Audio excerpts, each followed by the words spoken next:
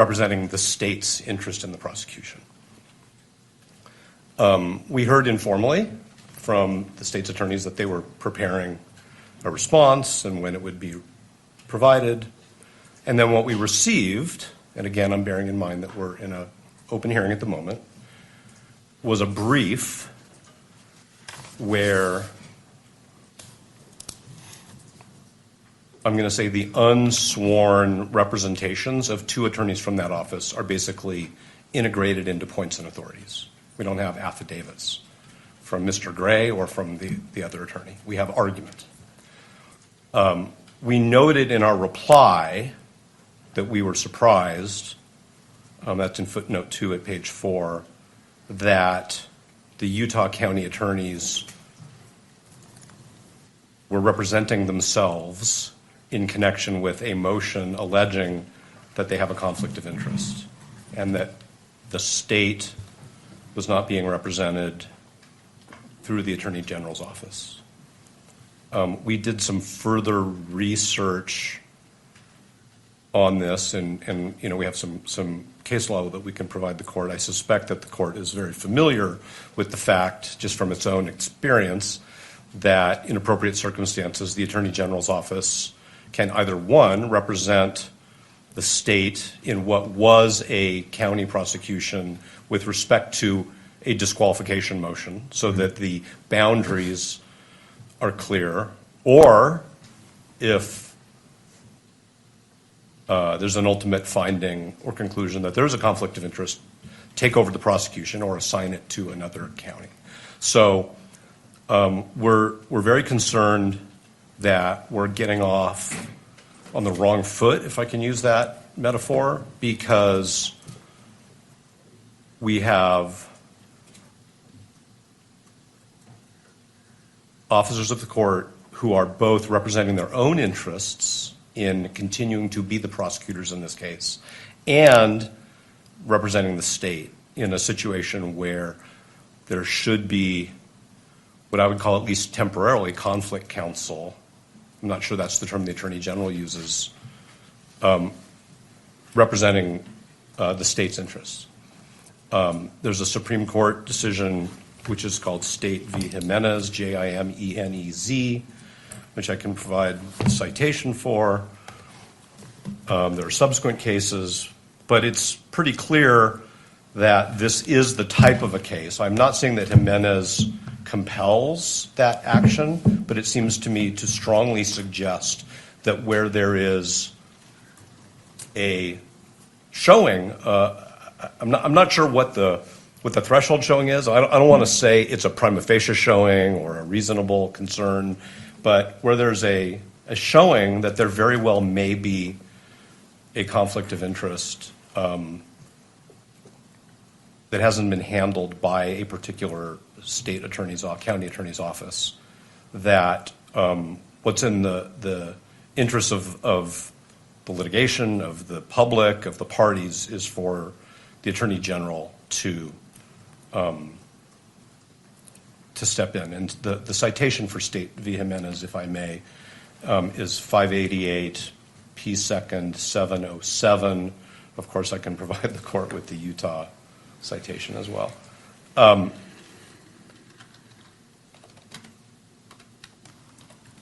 This court actually has the authority under that case, State v. Jimenez, to direct the Attorney General to step in, not for the entire case at this stage, that's not what we're saying is necessary, because that requires a finding of a conflict of interest, but to step in or to designate somebody to step in for the purposes of litigating that motion. Okay. And so we're very concerned that even going forward with an evidentiary hearing where members of the Utah County Attorney's Office are both litigating as representatives of the state in a prosecution and essentially defending their own propriety of proceeding in this prosecution is problematic. As far as being prepared, we're of course prepared to go forward with an evidentiary hearing, but we think that it's improvident, and we think that what the court should do, if the Utah County attorneys have not or don't, if given the opportunity, do this on their own, is that the court should designate the Attorney General's office for the purpose of litigating this motion. The court might ask, hypothetically, the question, has the Utah County Attorney's Office conferred with the Attorney General about this particular question? And we are not in the dark because, as Ms. Nestor will tell the court, as an officer of the court, she's spoken with the Attorney General's office, and they have not been consulted about this. Okay? So this is a motion to disqualify a county attorney's office based on what we believe is a material, significant conflict of interest that it's clear they haven't even tried to address by way of a screening, which of course is a term of art, because their position is no screening was necessary. We're not even here to discuss whether the way in which a particular attorney was screened off was adequate. Their position, as their own advocates, is we've already decided no screening is necessary. So what we've been told by the Attorney General's office, Ms. Nestor can represent to the court exactly what she was told, but basically that there has not been consultation. And while that is Mr. Gray's prerogative, we think it's wrong, and we think that this court needs to exercise its authority to intervene and say, in this case, for this kind of a motion, the court needs to hear from a representative of the state who does not even appear to have a conflict of interest. So that's our preliminary statement about these issues. And again, I hope I've avoided saying anything that should have been said in a closed hearing. I think I was pretty good about that. So that's where we are before we even get into the litigation of it. And I don't want to be formalistic, and I'm certainly not trying to be confrontational, but I think actually what we think the court should do is the court should strike the Utah County attorney's response to our motion and direct the Attorney General to take up the responsibility for responding to our motion in whichever way clearly non-conflicted attorneys representing the state think they should, how it should be responded to. And if I've muddled, I always say this, Your Honor, if I've muddled anything or confused anything, please say so, and I'll try to clarify. Thank you. I do have some questions for you as it relates to this. I wish to consider all the authority that you wish to cite to. I mean, obviously you came into this hearing knowing that this is something you're going to present, and this court wants to be efficient with time, but thorough. Yes. And not jumping to conclusions. Can you give me all the authority that you wish for me to consider in considering your request today? Yes, and I think what we could also do, which maybe would be more helpful to the court, is that we could file a short brief on this particular issue, because I will acknowledge that while we were surprised that the brief was filed by the same lawyers who are alleged to have this conflict of interest, it took us a little bit of time to, and we wanted to get that filed in time for today's hearing because the court set the hearing. It took us a little bit of time to think through these issues. So there are Utah authorities. There are authorities from other jurisdictions. There are also ABA guidelines on the prosecutorial function, which we think strongly suggest that there should have been what I'll just call a referral to the Attorney General's office for this particular motion. I can stand here and I can give the court case names and numbers and sections from the ABA standards, but it was not our goal to, of course, put the court on the spot and require the court to, like go back into chambers, think about it for, some pressured period of time and come back out and make a decision. So if it would benefit the court for us to file something, and I don't mean in a month, I mean very soon, so that the court has thoughtfully presented points and authorities, we're happy to do that. As far as I know, the only people who've traveled out of town for this hearing are Mr. Burt and myself. So I'm thinking about the convenience of witnesses and the court and counsel. It's important that we do this in a way where the court has the opportunity to make a thoughtful, reasoned decision, as Your Honor always says. So that would be our proposal, is that if the court is open to receiving authorities, that we recess this hearing for, whatever meets the court's schedule, whether it's a week or 2 weeks or a few days, and we can provide the court with something, and we'll come back. But we do think this is a serious issue, because I think the question of who litigates this issue on behalf of the state is in itself wrapped up in this conflict. And we want everybody to get this right. Thank you. Once. My question for you is, knowing this, why didn't you file a motion prior to today's hearing, knowing that the court would be in this position, based off of your request, to prepare the court, prepare opposing parties, and to be efficient in our use of time? I'm trying to understand. I understand what you're saying, and I understand that things evolve, but I'm trying to understand why that wasn't filed in advance of the hearing to put the court on notice at the very minimum, and just to allow the court to do what the court does. I hear what the court's saying, and I think we can take responsibility for not sufficiently presenting the authorities that we think compel what I've just suggested should happen. We noted in our reply brief that the county attorneys should not be representing themselves. And that's probably an inadequate message to the court. But we did file a motion to disqualify. And inherent in a motion to disqualify based on the conflict of interest, we anticipated would be that the state attorneys would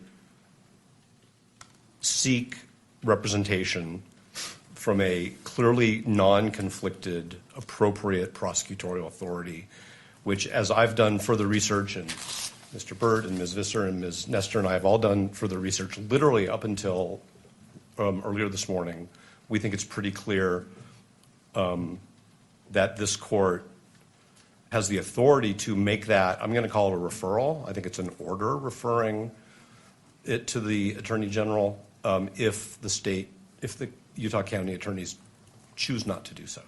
And the additional information, which we did receive today, I'll just tell you that, was that there had not been any communication between the county attorneys and the Attorney General's office concerning this issue. So I'll fall on my sword. If the court thinks I should be sanctioned for not bringing this up sooner, I hear the court, but we are we're juggling many aspects of this case all at the same time, some of which the court is aware of, sure, some of which the court probably is not aware of, but the court can imagine. No, and I appreciate that. And it's not the intent to sanction you. I understand that issues come up, and there's a lot going on, and so the court appreciates your candor and representation today.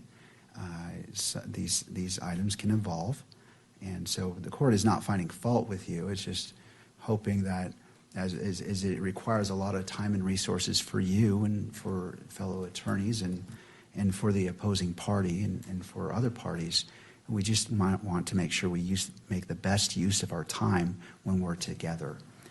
I hear everything the court is saying. I take it to heart.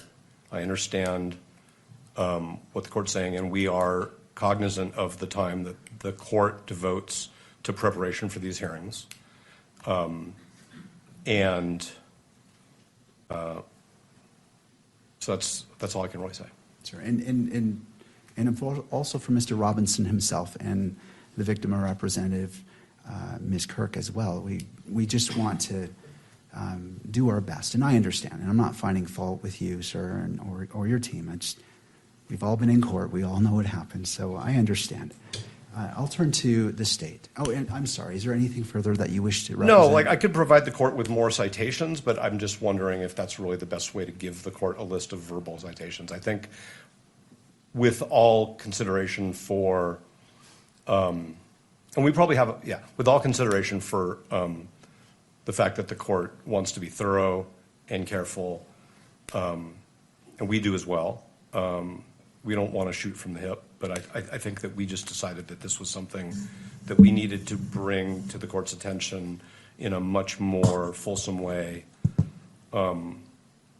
once we understood not only the way this was developing, but, frankly, the way the Utah Supreme Court, the ABA guidelines, courts of appeals subsequent to State v. Jimenez, and the information that we received today from the Attorney General's office, which isn't a secret. It's just we had a conversation and we learned that there hadn't been any consultation. If there had been consultation and the Attorney General had said, no, we think you're good to go, then that would be different. And that's what we learned this morning. All right. Well, I'll go ahead and take those authorities right now if you'd like to list them. Court is ready. So the second one would be State v. Robertson, and that is also a Utah case, 886 P. 2nd 85. There's the ABA prosecution standards. I would refer the court to section 3.1.7 and 3.2.5. And those are, I think, the places to start. Is there any Utah rule on point that addresses this issue? So the case of State v. Jimenez, which I referred to, which is the Supreme Court, does actually cite a statute. Okay. Anything further that you wish for this court to consider at this point in the proceeding as it relates to this issue? No, and depending upon the statements of counsel, we may have some response if the court permits it. Of course. All right. Thank you. Turning to the state. Mr. Gray.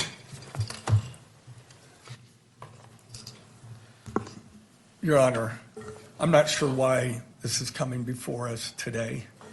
If it was such a surprise to them more than a week ago, I don't know why they wouldn't at least notify the court. I, too, represent the state. I'm an elected official, constitutionally elected to represent the state. Where does this end? I don't know these cases. I'm very interested to see whether or not they refer to trials. I know that the Utah Attorney General's office, they've done the same thing that we have in Rule 11 motions, where one counsel on the team examines their boss, in fact, on the matter. So I just think this is ambush and another stalling tactic to delay these proceedings. There's no reason that they could not have at least filed the motion and asked for time to brief it.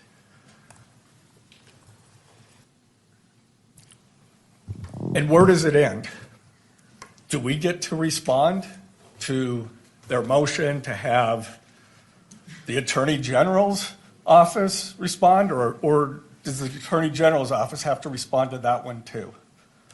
I'm not, well, anyway, I've stated my, it should have been done far earlier if that was their case, if that was their claim.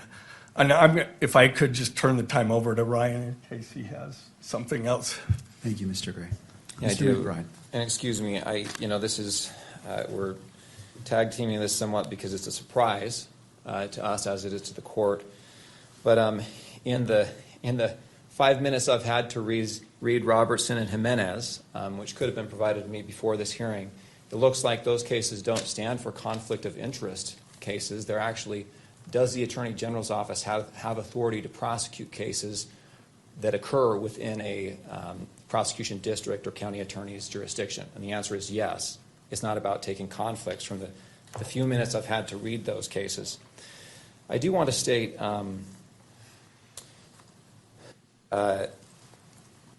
This is, of course, the first time this has been raised to us. The defense has known that we were going to respond to this motion for some time. We requested an extension for our filing deadline back in December. The defense agreed to that extension. Our reply was filed January 5th. The defendant's reply was filed thereafter. And in that reply, the tone of that reply is mentions that they thought that perhaps a special prosecutor would be appointed to handle the conflict case, but in the alternative says we'll be able to, we want to subpoena witnesses to establish the facts that are laid out in the state's opposition motion or memorandum. And that was what we understood was going to happen today. You have a family member of a prosecutor who has been subpoenaed. An affidavit has been supplied to the court. We believe that affidavit is adequate, but it wasn't adequate from the defense perspective, so they subpoenaed that person. Prosecutors have been subpoenaed for today's hearing. We have 2 investigators that have been subpoenaed for today's hearing. And we are ready to go, Your Honor. I think that the motion or the request that the defense has made assumes that a conflict does exist and that there's an inability of the party who has been accused of a conflict to defend themselves. And I just don't think that that's true. If there is a conflict, which is the question that this court is to decide, the case will be referred. Until that conflict has been established, the case is properly in the jurisdiction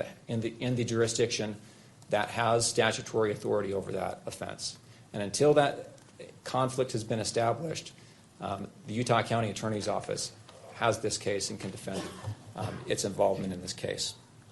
If I got just a moment to review my notes and see if there's other points we want to make on this.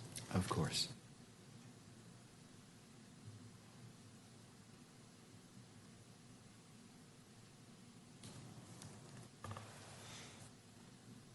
There is one other point I wanted to make, which is the idea that the case would be referred, that alleging a conflict would cause a special prosecutor to be appointed. That really assumes that there is a conflict, and until that conflict has been established, there is no duty for the case to be referred to another jurisdiction or another special prosecutor to handle.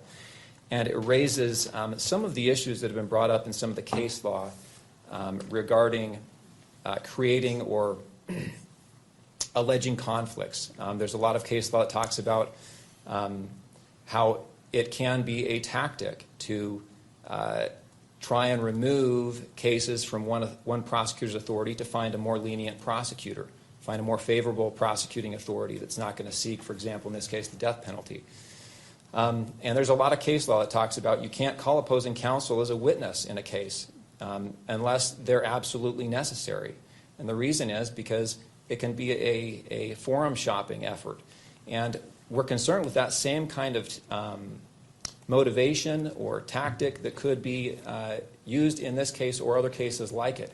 Anytime you, as opposing counsel, you don't like the offer you're getting, the way the prosecution is being handled, you allege a conflict of interest, and all of a sudden the county attorney's office has to spend $10,000 to hire a special prosecutor just to handle that one issue, regardless of whether or not it's supported or whether or not a conflict exists.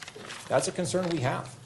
Your Honor, we're ready to go forward today. We think the evidence that will be presented today will illuminate the issues adequate that Your Honor can make a decision about whether or not a conflict exists, and we don't need to delay this proceeding any further.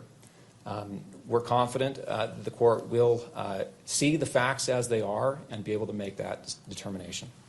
Mr. McBride, so the motion has been made by defense to continue this hearing to allow the filing of a motion addressing more fully this issue. And to that request, what is the state's reply? We object to that motion to continue or to strike. We ask the court to go forward today. We think the motion is untimely.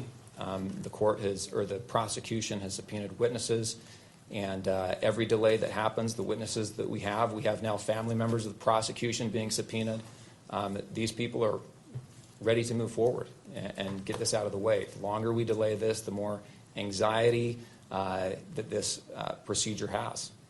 All right. Thank you, Mr. McBride. To defense, any response? Yes, John, thank you. First, I want to say this is not about seeking a lenient prosecutor. This is not about tactics at all. And it was actually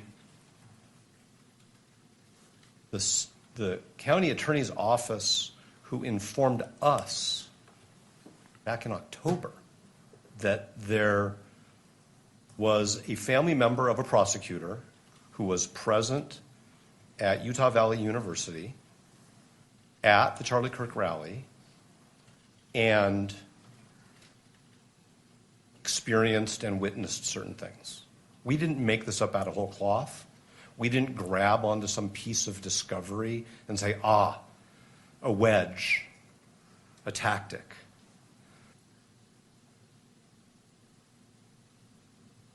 The Utah County Attorney's Office informed us in late October that we needed to know about this, and we informed them, fine, that's your position, it's not a conflict of interest. We think it is, and we intend to litigate it. So it's not a tactic, it's not something that we've made up out of whole cloth because, like I said, we found a needle in a haystack. It's something that they properly brought to our attention, but we firmly believe that the law supports the conclusion that that particular prosecutor should have been screened off. There's good case law on screening, which we did fully cite in our briefs in a timely way, and there was no effort to screen off that prosecutor, and that has now created a problem for the whole office.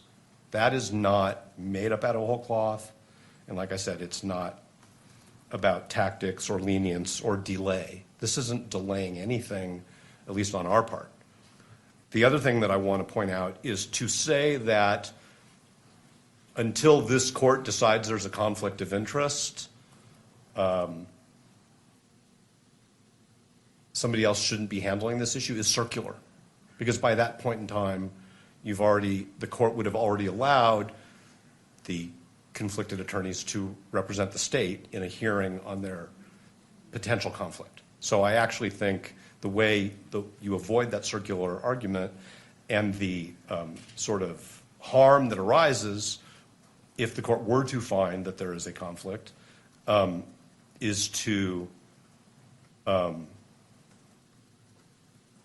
at least temporarily have the Attorney General's office handle this. Yes, Mr. Gray is an elected official, but that doesn't mean that his office doesn't have a conflict of interest. Conflict of interests arise. A prosecutor decides to become a judicial officer. That's actually where most of the case law comes from. A prosecutor decides to become a judicial officer. That's actually where most of the case law comes from, as Your Honor knows. A defense attorney changes careers and becomes a prosecutor. There has to be a screening. The case law is very clear that the screening has to be adequate. There's been no screening here because Mr. Gray decided we don't think there's a conflict of interest. And what we're saying is it's not a needle in a haystack. It's not a tactic. It's not a fiction. It's not a thin reed.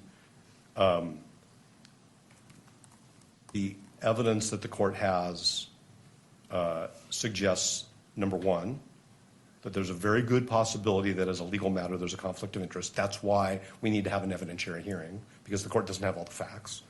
And number two, that the Utah County Attorney's Office, because they decided early on, without consulting with anybody, that they didn't have a conflict of interest, didn't put any screening mechanisms in place. And so I understand that they want to defend the decisions that they've made, but the question is, shouldn't the state be represented by somebody else in the course of this court resolving whether those decisions were right? Because to quote the law and to quote the ethics, the Utah County Attorney's Office is now serving two masters. I don't like that word, but that's the word in the doctrine. They're representing themselves and they're representing the state of Utah. And that's why the Attorney General or somebody else designated by the Attorney General should be representing them in this matter. And I do want to say one more thing, if I may, Your Honor, and I appreciate the court's patience. I think that the way we raise this issue in our reply brief is not as accommodating to just letting it go as counsel suggests. What we said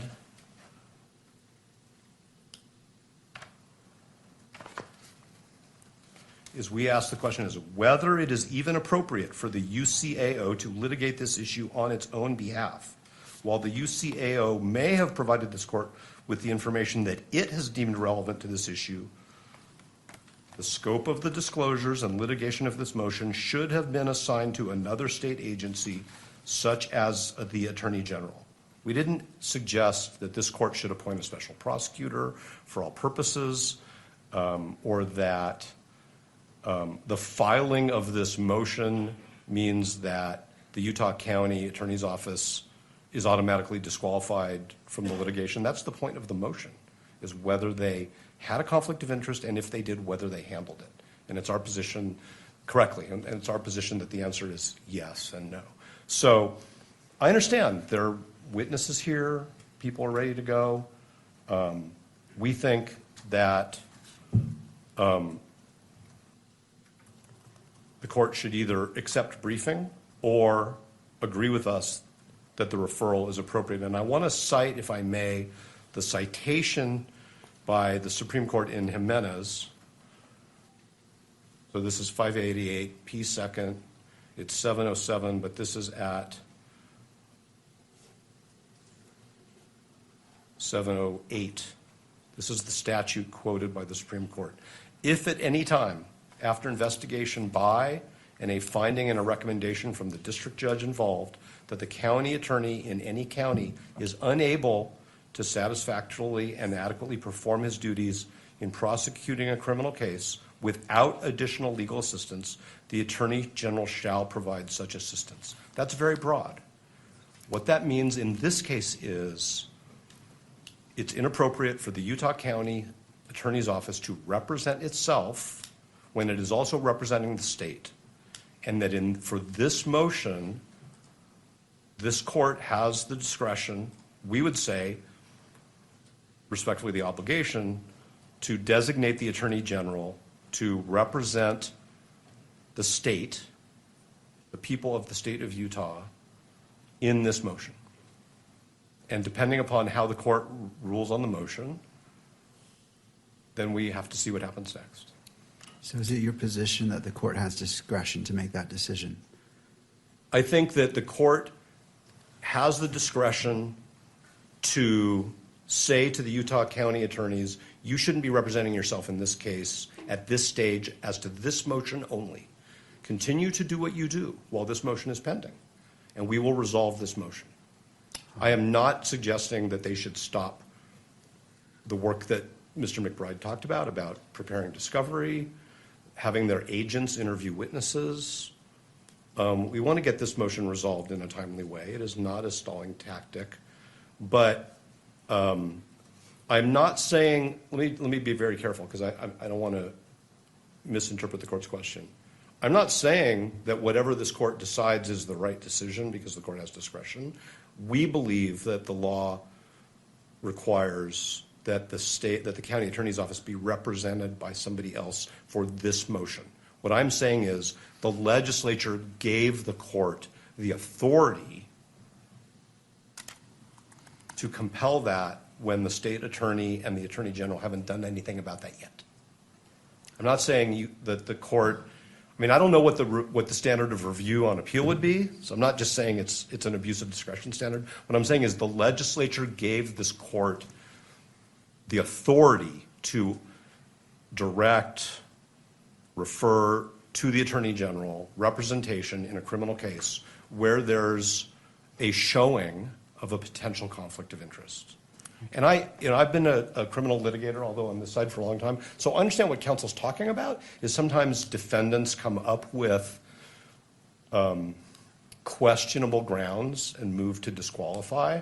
And I don't think that that's a finding that the court can make in this case. It was actually, as I said before, the Utah County attorneys who were concerned about this enough that they brought it to our attention. We have profound disagreements about the significance of the conflict and the way it was handled. Okay? All right. And otherwise, I think I would be repeating myself if I said anything more without answering a direct question. All right. I just have a brief question. Do you have your witnesses here today? All the witnesses are here. We have no problem as a pragmatic issue going forward. Our witnesses are the subpoenas that we served, which were filed with the court. Okay. So to be clear, I don't think the court is inferring this. We're not unable to proceed if that was the court's conclusion. We are prepared, and the witnesses are here. I'm just saying we think that it would be improvident and it could result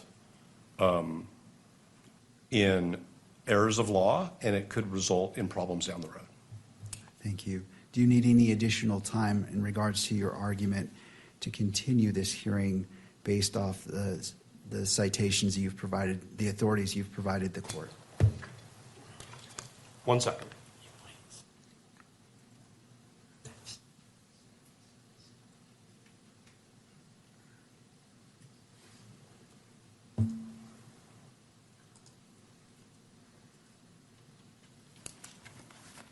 No, thank you.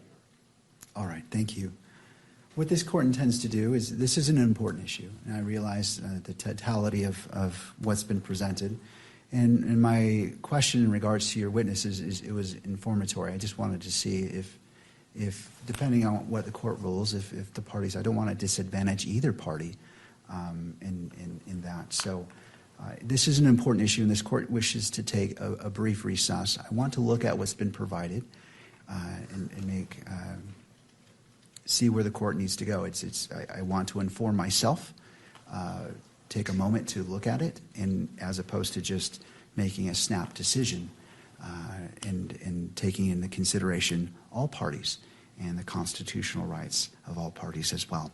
With that, we will be in a brief recess. I always hesitate to give a time because We'll be sometimes here. I appreciate you being here. Court is in a brief recess. Thank you. All right.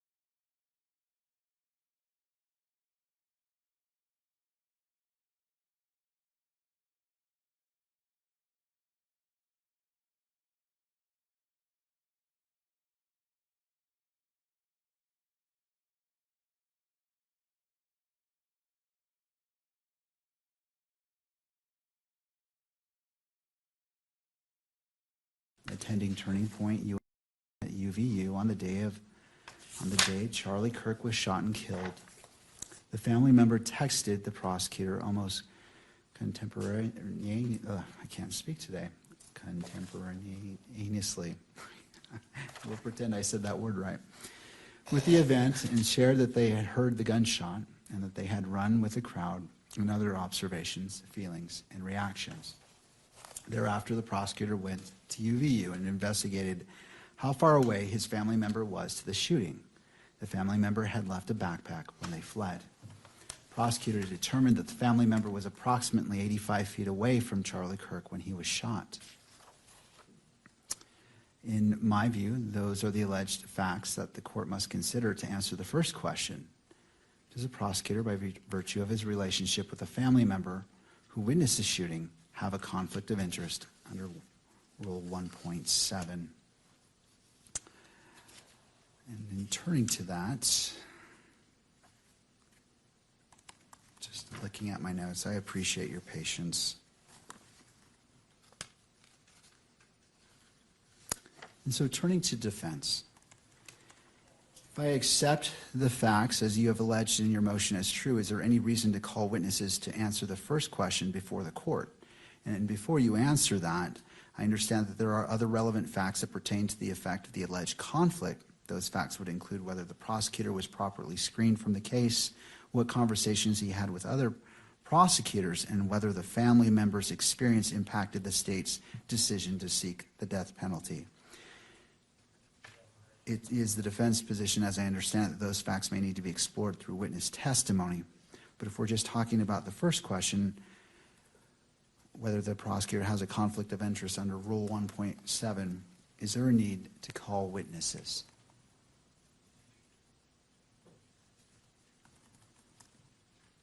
Yes, Your Honor. I understand that the court is trying to get to the threshold question that we have put before it with respect to who should be representing the Utah County Attorney's Office in this motion. But the answer to the court's question is yes, because it's not just the mere transactional event that this that the offspring witnessed the shooting. It is the evidentiary development will get at, and again, we were only provided with an affidavit, which was very, if I may, narrowly drawn, at communications that happened after that between that offspring and their parent, between that offspring and other family members that may have been communicated to the parent, communications between the parent and other people in the office, the impact.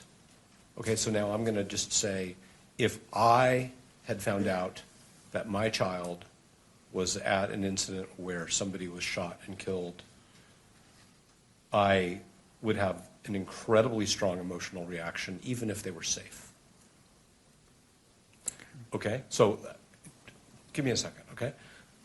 There was a horrible shooting incident at Brown University a few weeks ago. And I have a child who lives within 20 miles of there who was in Providence that day. And everybody in our family was really freaked out until we knew that they were safe. And then even when we knew they were safe, the question was, what did you see? Did it affect you? Turned out everybody's fine. But it's not just, oh, I was there. Right? And my family member didn't witness a shooting.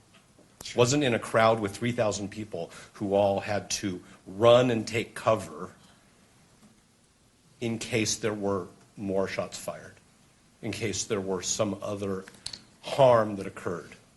Okay? So it's not just the fact that this person was 85 feet away from Mr. Kirk. It's that begins to that scratches the surface, if I may, of the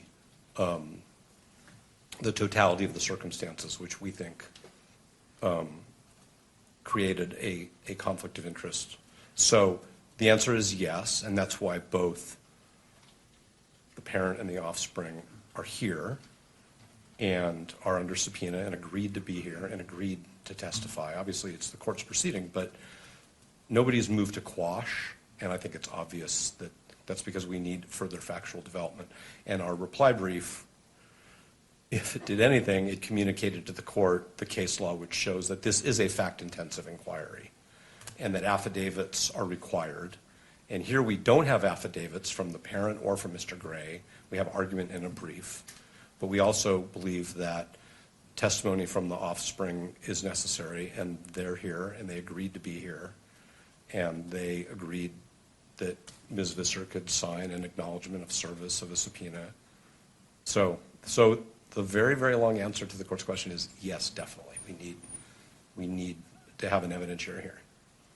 But isn't defense required to make the threshold showing from the facts that you're asserting? Isn't that where we begin? Not necessarily the state's response, but don't you have a responsibility to show that you've made a threshold showing of what you're asserting would rise to what you're asserting in your motion? So the state, so the Utah County attorneys informed us that this offspring was present in a crowd, was caught up in the ensuing chaos, heard a shot fired, had to leave their belongings behind, witnessed the trauma of other people. We can't really get beyond that without fact development. And if what the court is saying, hypothetically, is I want you to go sit down and interview people, that's one thing. But if the court's saying that we somehow should have more information than the county has given us, we can't do that without evidentiary development. Okay? We have questions about whether there were more non-recorded communications that we haven't been told about. I think we have a good faith, and the court could imagine that a family would talk about such an incident, and it wouldn't just be the text messages that the court has in the exhibit. And I don't purport to say anybody should run their family the way my family operates. I'm just talking about what I think would be natural, which is families talk about these things because we want to take care of our kids, and we want to make sure they're okay. And then we need to make sure that our responsibilities to the public and to justice aren't impacted by our personal experiences. And I think that we can only get at that, Your Honor, through evidentiary development. All right. And that's why, and I think that the state would agree with that, because that's why they provided the court with some affidavits and some fact in the course of argument. So I think that it needs to be fully developed through the very limited number of witnesses that are present. I understand. Let me turn to the state. What's the state's position? So I want to make sure I'm understanding your question. The question is, there's two layers here, right? The first layer is, when an alleged conflict arises, does in this case, the county attorney's office have to conflict the handling of that allegation to another special prosecutor, attorney general's office, right? Your question is, doesn't the defense have to make an initial showing before that first conflict has or occurs that requires that delegation? Yes. Okay. My answer is yes. I mean, otherwise we have to have a hearing to determine if another entity has to handle the substantive issue. And then you have to have another hearing to determine if there actually is a conflict. I think there has to be at first a showing that there is a basis for a conflict. Otherwise, someone can come in and say, I think there's a conflict without any evidence whatsoever, or not evidence that's credible. I think, and for that reason, I think the court should be able to make this threshold showing based on the affidavit, right? The affidavit and the facts that have been proffered. I think there's enough there for you to say, yes, the county attorney's office can handle this motion on its own, or no, this motion needs to go to the Attorney General's office, whoever else, to handle the substantive issue of whether or not there's a conflict. I mean, I want to be clear. I don't believe under any of those circumstances that the issue needs to be conflicted out. I believe that until a conflict has been found, the county attorney's office or whatever entity has been accused of a conflict can litigate that issue without litigating that issue. All right. In regards, Did I make myself clear? I appreciate that, Mr. McBride. A follow-up question in regards, they're proposing calling witnesses to make that threshold showing. What is the state's position? No, I mean, my position is no. I think witnesses should be called one time in this case, and that should be to determine whether or not there's a conflict, not to determine whether or not the issue of whether or not there's a conflict should be conflicted. Okay. I think there may have been a little bit of confusion there, and I'll take responsibility for the question. In regards to the threshold showing about the conflict,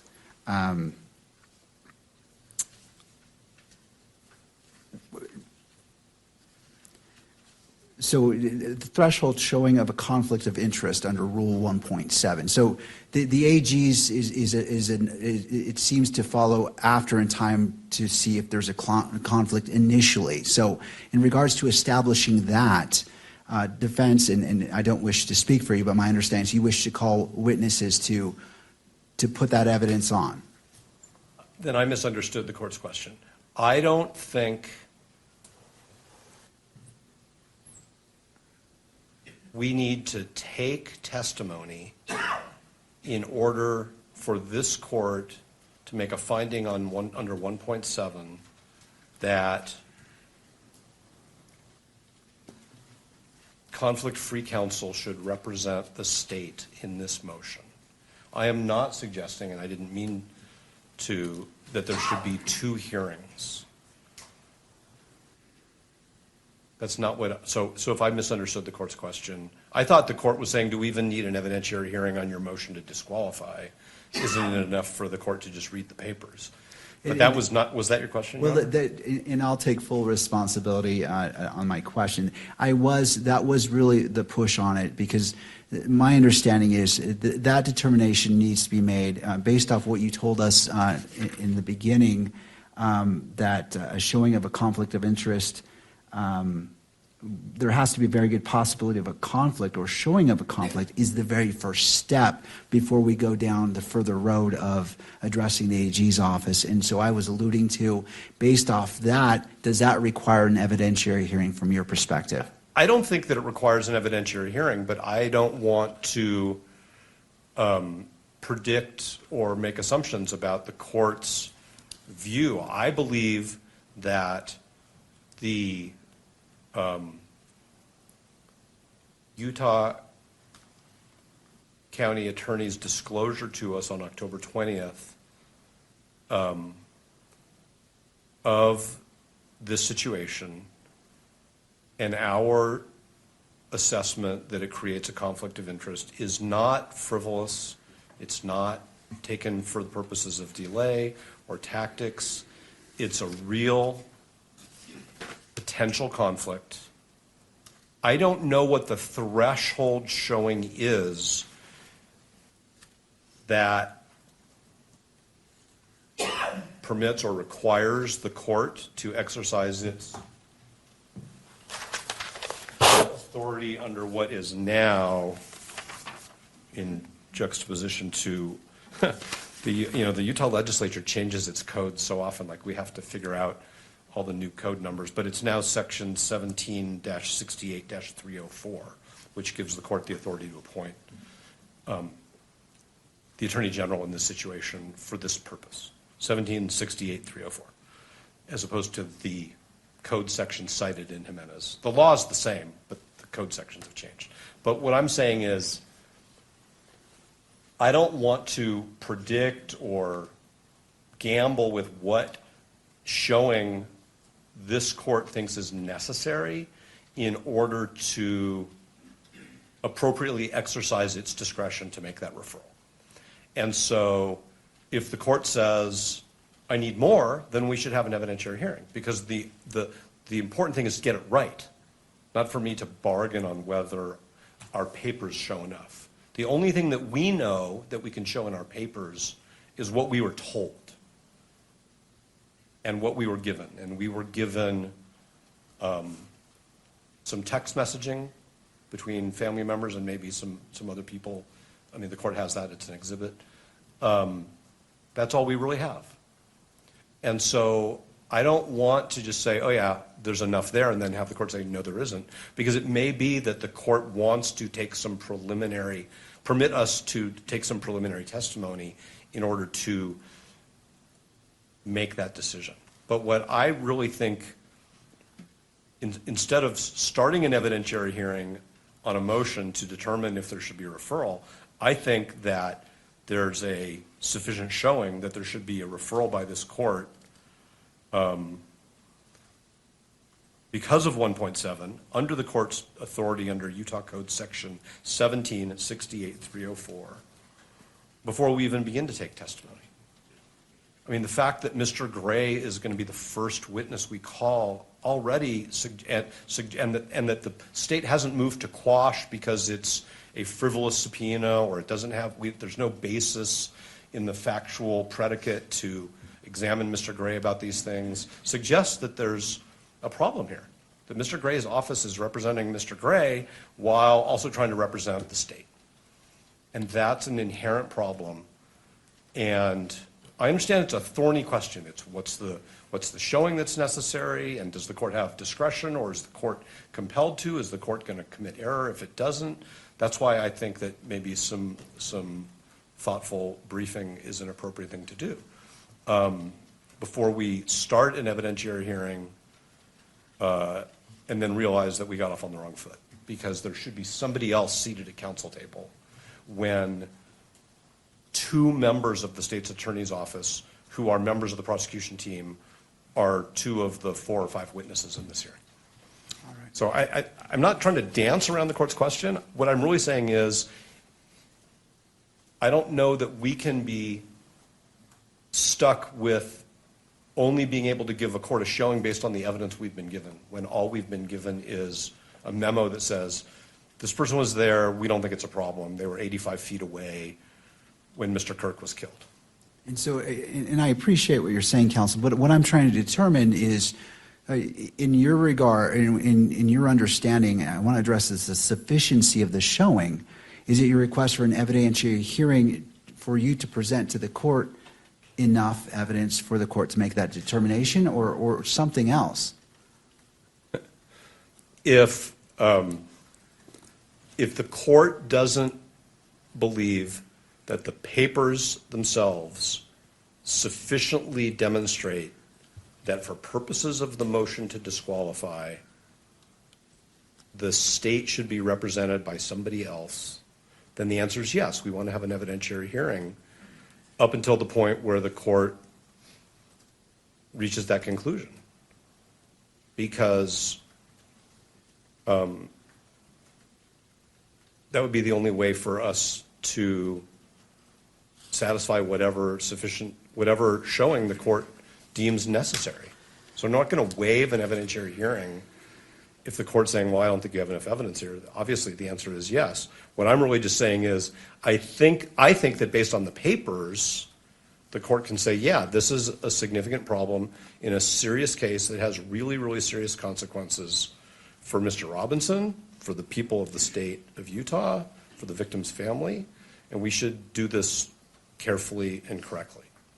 And I think the way to do that is to have the Attorney General of Utah designate somebody in their office to represent the county for this limited purpose until the court determines the scope of the conflict. We think the conflict requires disqualification from the case, but ultimately, obviously, that's going to be a judicial determination. All right. Anything further from the state before the court makes its ruling on this issue? I just want to clarify, you're talking about the need for an evidentiary hearing in order to determine whether or not the county attorney's office can handle the motion to disqualify? No, I'm determining just an initial showing of a conflict that exists here. Like Well, for what purpose? To disqualify the office or to have the Attorney General's office step in and handle the disqualification motion? To disqualify the office. Can I take a crack at it? If you wouldn't mind, Mr. Gray, just stepping to the lectern, just so the record picks you up. Sometimes these microphones are a little long. If I could take a crack at it.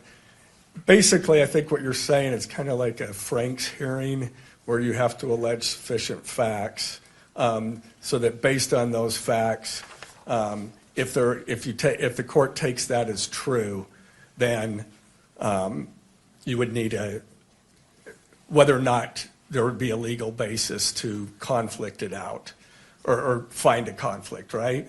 And so if they don't make that showing, then the court can rule straightway. But if they do make that showing, if what's alleged is true, then we go to an evidentiary hearing. Is that? Mostly, it's the initial showing of a conflict. And what happens after that will be determined because they're bringing this up for the first time today. Basically like a prima facie showing initially? Is that what you're saying? Essentially. Yeah. Okay. I think that's, yeah, I'll let you. No, I appreciate your clarification. Mr. McBride. Nothing else.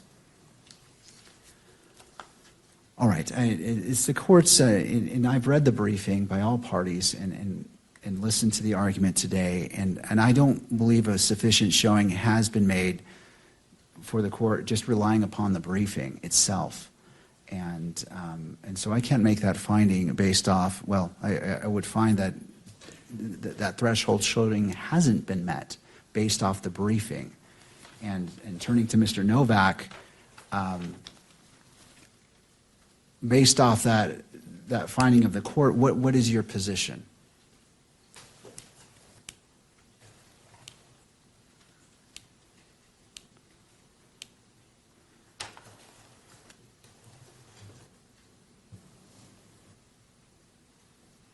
Our view is that if the court has concluded that the briefing does not yet rise to the level of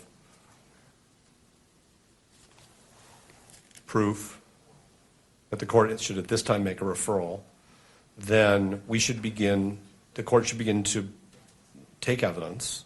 And there may be a moment where the court says, okay, I've heard enough. Now I'm ready to make a referral. And we're going to stop and pause and wait for the Attorney General to engage. And then we'll have to see where that goes. But it may be that we have to finish the evidentiary hearing. But, and I think all of us can attempt to prioritize the portions of our examination so that the court can make that finding as early as possible.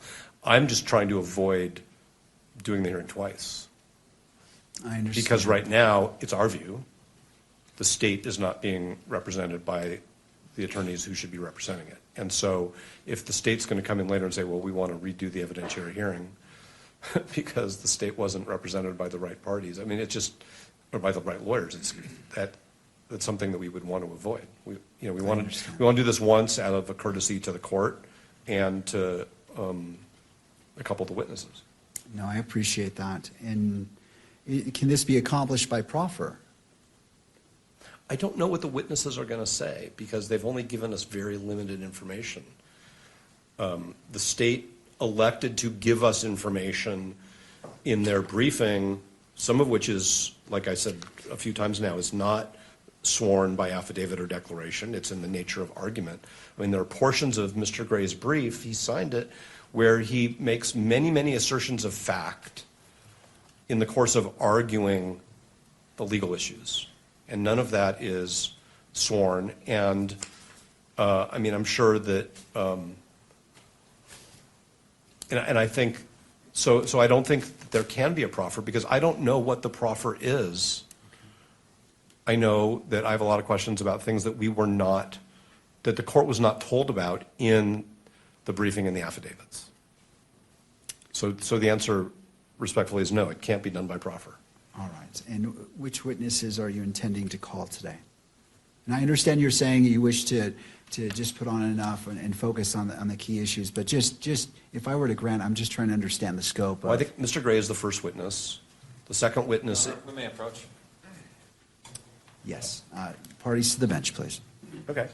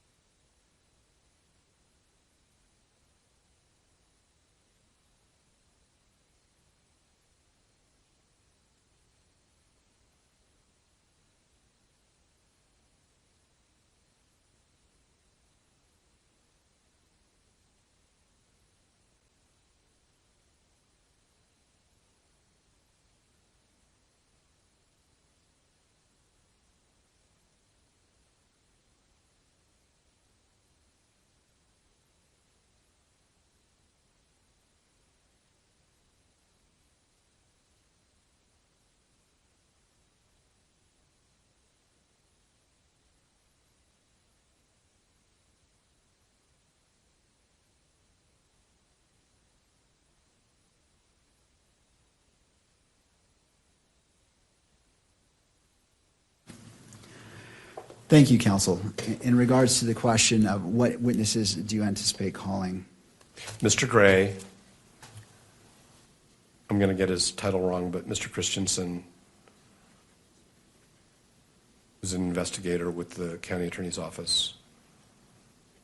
The prosecutor, who we believe is conflicted off, and their offspring. Okay. All right. Any input from the state at this point? All right. I'm assuming the next portion that we need to address is your motion in regards to the hearing itself, the evidentiary hearing, whether it's closed or open. Correct? Is the court looking over my shoulder at No, I'm media looking counsel? at you. Okay. Sorry, there is someone behind you, but I was trying to look at you. That monitor's in the way, but I appreciate the clarification.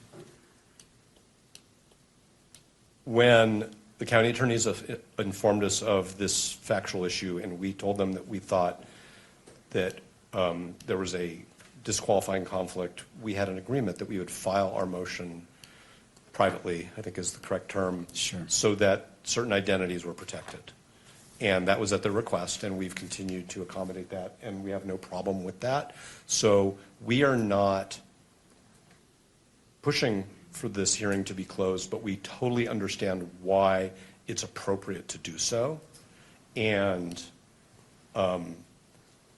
it is, and Mr. McBride has verbalized this very well in conversations among counsel, the record is going to be very, very muddy if we can't have examinations that use names and identities.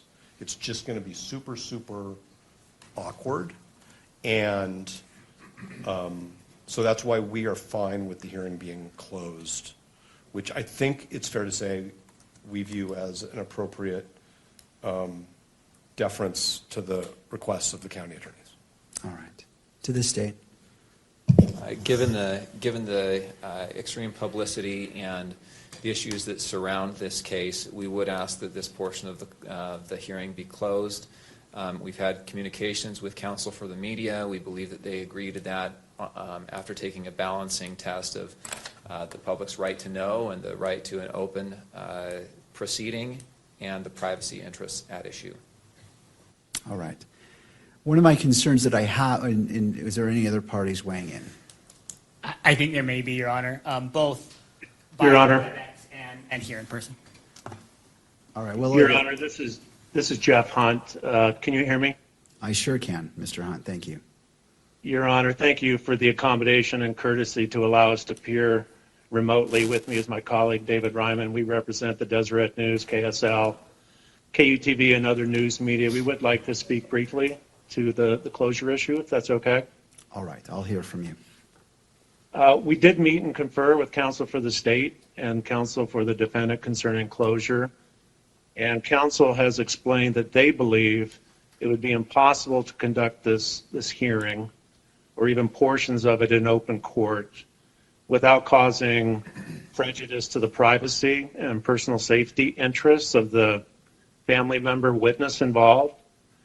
They've told us they believe it would not be feasible or practicable to approach this on a witness-by-witness basis or an issue-by-issue basis because they believe the names of the prosecutor and the family member would be used throughout the examination of witnesses.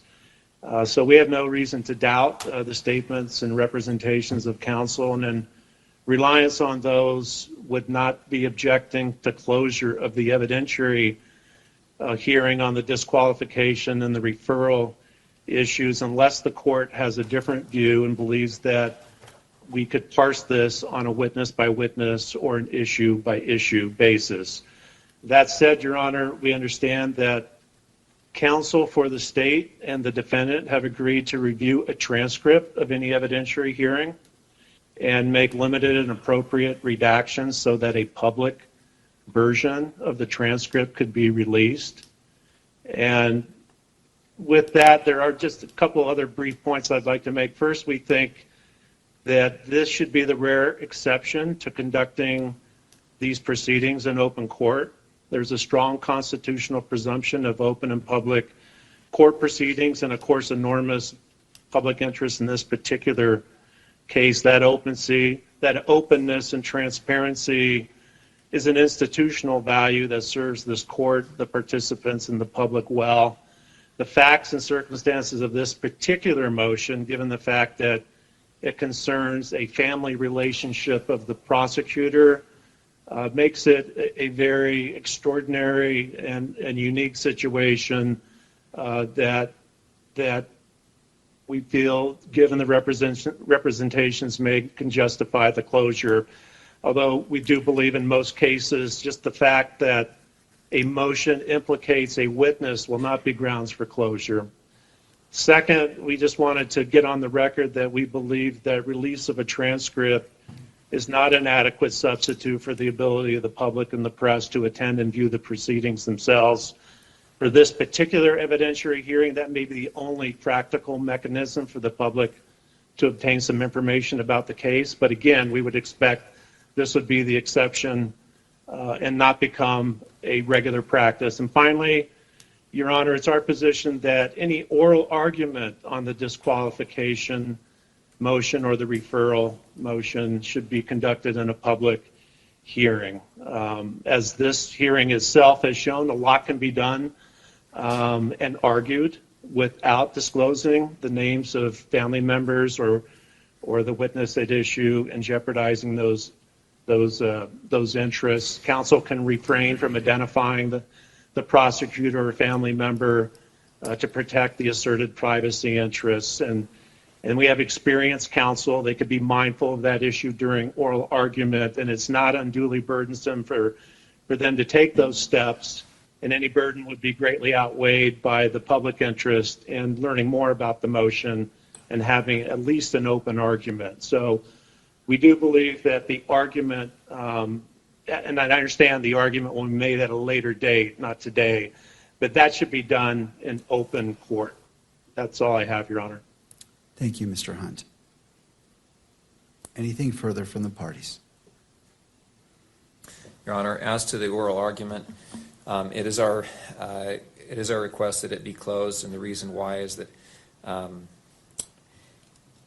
we're not perfect. Names slip. It's happened in trials. It's happened in arguments before, and I'm concerned at the risk that could have if one of the parties, one of the attorneys, were to slip and identify those who ought to be protected. With that said, a fallback position could be not live streaming the event and requiring any redaction should an inadvertent mention of a name be made. Thank you. Counsel, one of my biggest concerns is I have to make findings of fact that are very specific. I can't redact my findings when I issue an order.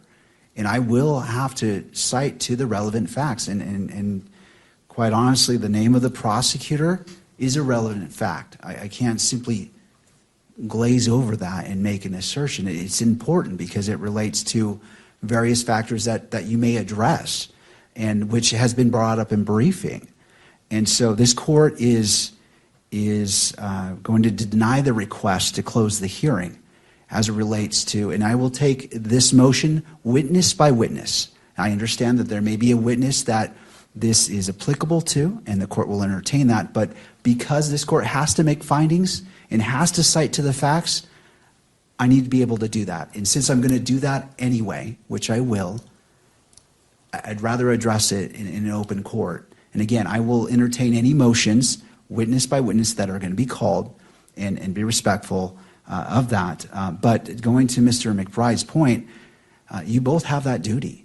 It's in regards to how you present, and if you're talking about a name that needs to be protected, that's on you, on how you speak. I can't. It seems inappropriate to create a safeguard to prevent you from making a mistake on accidentally saying a name. That I don't believe that would be a proper reason to close the hearing just for that. And I understand the pressure, counsel. I know it's difficult, but I cannot accept that as a reason to close the entire proceedings for the evidentiary hearing portion. But again, as the witnesses are called, I will entertain the motion whether to close the hearing per witness, and we will address it as we go. Mr. Novak. Yes, sir. Yes, Your Honor. With that, how would we like to proceed? Well, first, is there any clarification needed on this court's ruling as we're proceeding into the evidentiary hearing? I just want to clarify. Are you going to entertain motions to close at the outset of every witness? Is that what I understand? If the motion is made, yes. Okay, thank you. May we have a moment? Yes.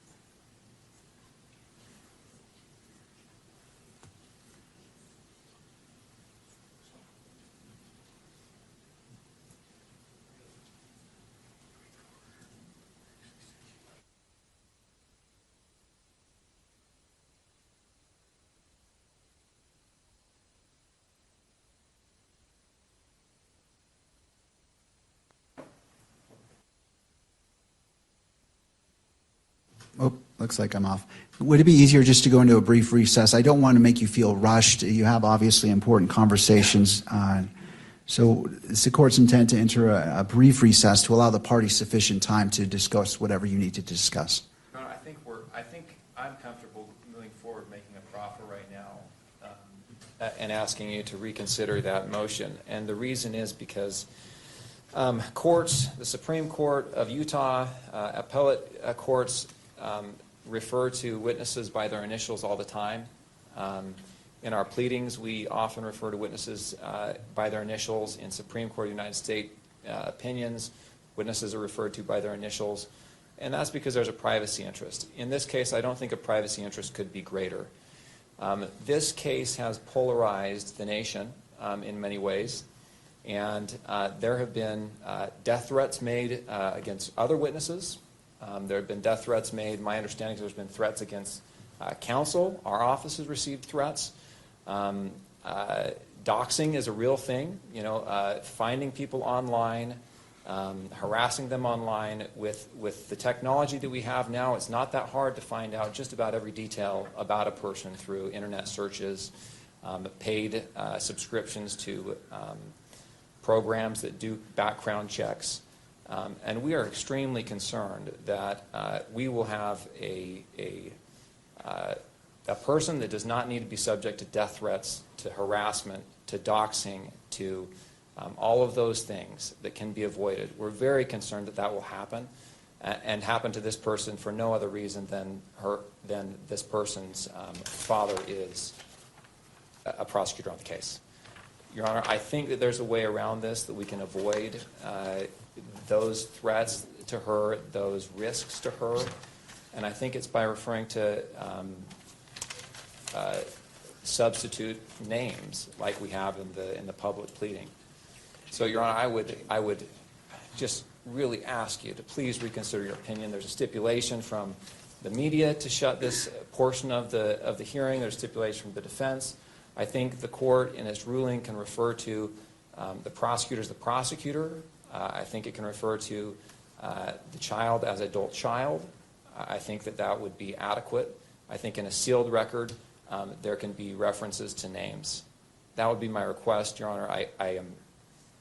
I can't ask more adamantly than I am now, Your Honor. To defense. We take no issue with anything that counsel has said. That's why we completely deferred to the the county attorney's initial request that all of the briefing, as much as possible, be under seal and then redacted. Thank you. One of the points that when I was considering this as a potential issue is that both parties filed a public version of your motions, and you used a mechanism to convey that same information. And I understand that that makes it tricky, but it was the choice of the parties to do that, to publish those public versions. And the court is fine in regards to particular witnesses referring to those terms that were used in the motions, but this court does not agree that the entirety of the evidentiary hearing needs to be closed. And it is a very broad approach to a narrow issue. And I understand and I respect the concerns made by Mr. McBride, and I understand that, and the court is willing to go witness by witness. If you feel that a particular witness that needs to be closed, the court will entertain that. I understand the issues of safety, and the court feels the urgency and the importance of that has been stated, but this court cannot find that the closure of the entirety of the evidentiary hearing is proper, given the motions that have been filed publicly online. And I have to leave it to counsel in deciding how you present the evidence, how you state the names. I'm willing to abide by the format used in those public motions, but this court denies the request to close the evidentiary hearing. And again, we'll take witness by witness a motion if that particular witness needs closure that particular witness's examination needs to be closed.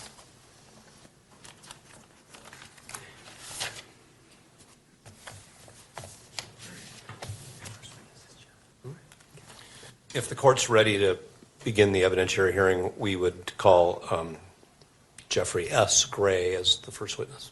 All right. Or if the court wants to take a little break, we can do that too. The courts can move forward. If parties need a break, I'm happy to give a break. I know we're switching gears here. Yeah, go ahead. In fact, let's go ahead and take a brief break. We need to relocate our court reporter, so this is a natural spot to take a break. Can we have 1 moment of sidebar? Absolutely.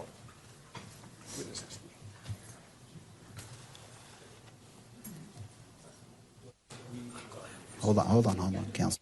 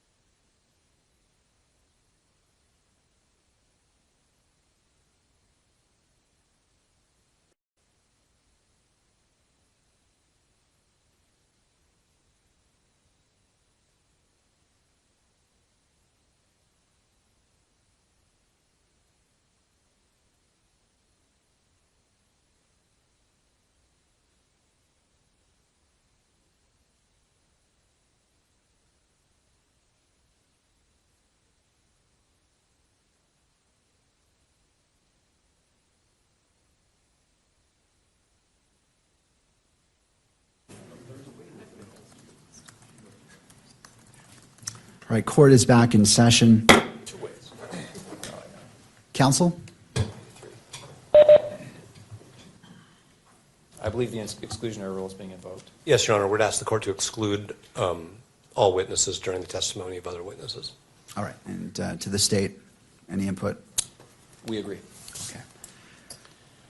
And at this time, would it be convenient to just take a brief recess? Yes, please. All right, it's 3:20. How about we come back at 3:30 and resume on the record? Sounds good. All right, court is in recess.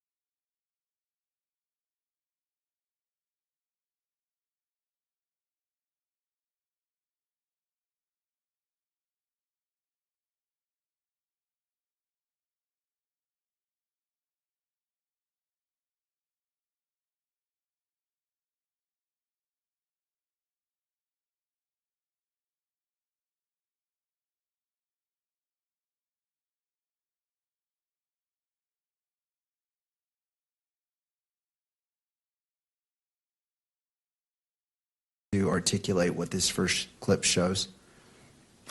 I think the clip shows that the camera is zooming in the first clip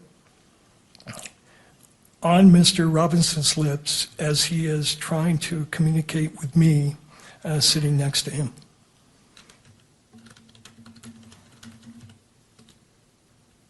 Thank you. If I may reapproach with the second video, Your Honor. Yes. This one is 5 seconds, Your Honor.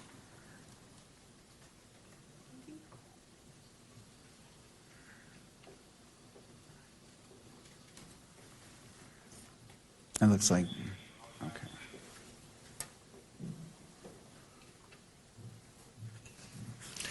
And Your Honor, the second video is a clip from a court TV posting showing Mr. Robinson's lips moving as he's attempting to speak to Ms. Nestler. And Your Honor, one last thing I'd like to add, if I could, which is I think the court very correctly and very cautiously admonished the cameraman about your December 23rd order before this hearing began. And he said he understood the order, and I think the order is very clear as to this lip reader provision. And I can elaborate further why it's damaging, but I think it's obvious to the court if the media is allowed to interpret the conversations between counsel and his lawyer, it creates all sorts of problems in terms of Mr. Robinson's right to a fair trial. Thank you, Mr. Burt. Thank you. And just one more question. I apologize. Just for the benefit of the record, from your position, citing to the standing decorum order, the violation itself, so we can connect it all from your arguments. Yes, Your Honor. I forget the paragraph, but there is a paragraph in the court's latest December 23rd decorum order. It's paragraph 48. 48. And it's been a feature of every decorum order. I think we're on the third one. But from the start, the court has prohibited zoom-ins to allow lip readers to interpret what's being said between counsel and the defendant. And finally, I think you led with this in regards to the sanctions being requested. You cited to the court sanctions, and then there was a second one referring to, and I want to make sure I wrote it down right, because Sure. Something along the lines of not showing Mr. Robinson at all. I want to make sure I understood that request. Sure. The request was either to exclude the cameras for purposes of this hearing in its entirety because of the violation and because we can't be assured that the cameraman's going to comply with the court's order. The second request is if the court is not going to exclude the cameras, then it should, at the very least, order the cameraman not to shoot any footage of Mr. Robinson, that the camera should be focused on the court and the witnesses if the court permits that, but it should not be zooming in on Mr. Robinson.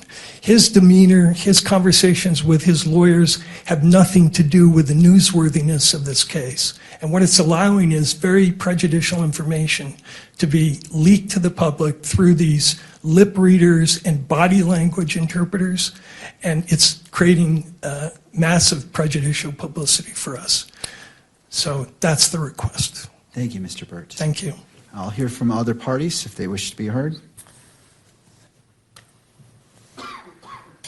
Yes, Your Honor. Michael Judd on behalf of the media entities. I want to take the court back to that specific paragraph of the decorum order because I do want to make sure we're on the same page about this. It's the second sentence of paragraph 48 of the decorum order that I understand is at issue here. It does say no visual recording is permitted of a person's lips so as to be decipherable by a lip reader during conferences involving counsel, at counsel tables, or bench conferences with the judge. The zoom-in language that you have heard referred to previously doesn't fall in that sentence. The zoom-in language comes in the next sentence, which says no one may zoom in on anything on counsel's table or the bench to identify any writings. So those are two separate things. The first that we learned about this was during the break. I briefly reviewed the two videos that the court has reviewed. I understand that those were 9 seconds and 5 seconds long. I identified the provision of the decorum order that I believe applied here, spoke to the pool cameraman about that, ensured that the rule about capturing conversations involving counsel at counsel's table or at the bench so that they may be decipherable by lip readers was an important provision in the court's decorum order, that it should be followed. I understand that the cameraman understands that rule, that any capture of those conversations was inadvertent. I understand the concerns raised by defense in this case about potential prejudicial effect of something that is intended to capture conversations. I don't believe that that's what occurred in this case. I believe that the court's order should be understood and applied as written and done so strictly. But I don't believe that there's been a violation here. We've been now on the record for 3 hours. I believe that the total length of the two videos that were shown to the court were 14 seconds long. Whether or not either of those conversations rises to the level of capturing the movement of somebody's lips so that it can be decipherable from a lip reader, I'm not in a position to judge. But I can assure the court that the media is aware of that provision, of defense's concern about the potential violation of that order, and that they will take that seriously. That's already been raised, already been discussed. As far as the remedy sought here, I think that excluding all cameras from the courtroom for this important part of this important proceeding would be broader than any sort of remedy would be necessary here, as would the direction that the cameras not show Mr. Robinson in any way. I understand that potentially any shot on a still camera, on a video camera, of a defendant in a criminal case could potentially be twisted or used by some to try to impute some sort of thought or some sort of idea. But I don't believe there's anything in the court's rules. I don't believe there's anything in the ruling so far to date that suggests that the way to address that kind of concern is to say that a defendant, a critical figure in a case like this, and one that the decorum order clearly allows to be photographed and videoed, be kept off camera altogether. The media continues to take this seriously. Before every single hearing, we speak about the decorum order and what it requires. We recognize the importance of doing it and that there can be consequences if that's not kept. The media understands and hears that and do not believe that any further reprimand or any sort of further exclusion is necessary here. Thank you. But before I turn to you, I want to turn to the stage. I want to give all parties an opportunity, and then that allows you to respond to whatever they say. Your Honor, we have nothing to add. We'll submit the issue. All right, Mr. Burt.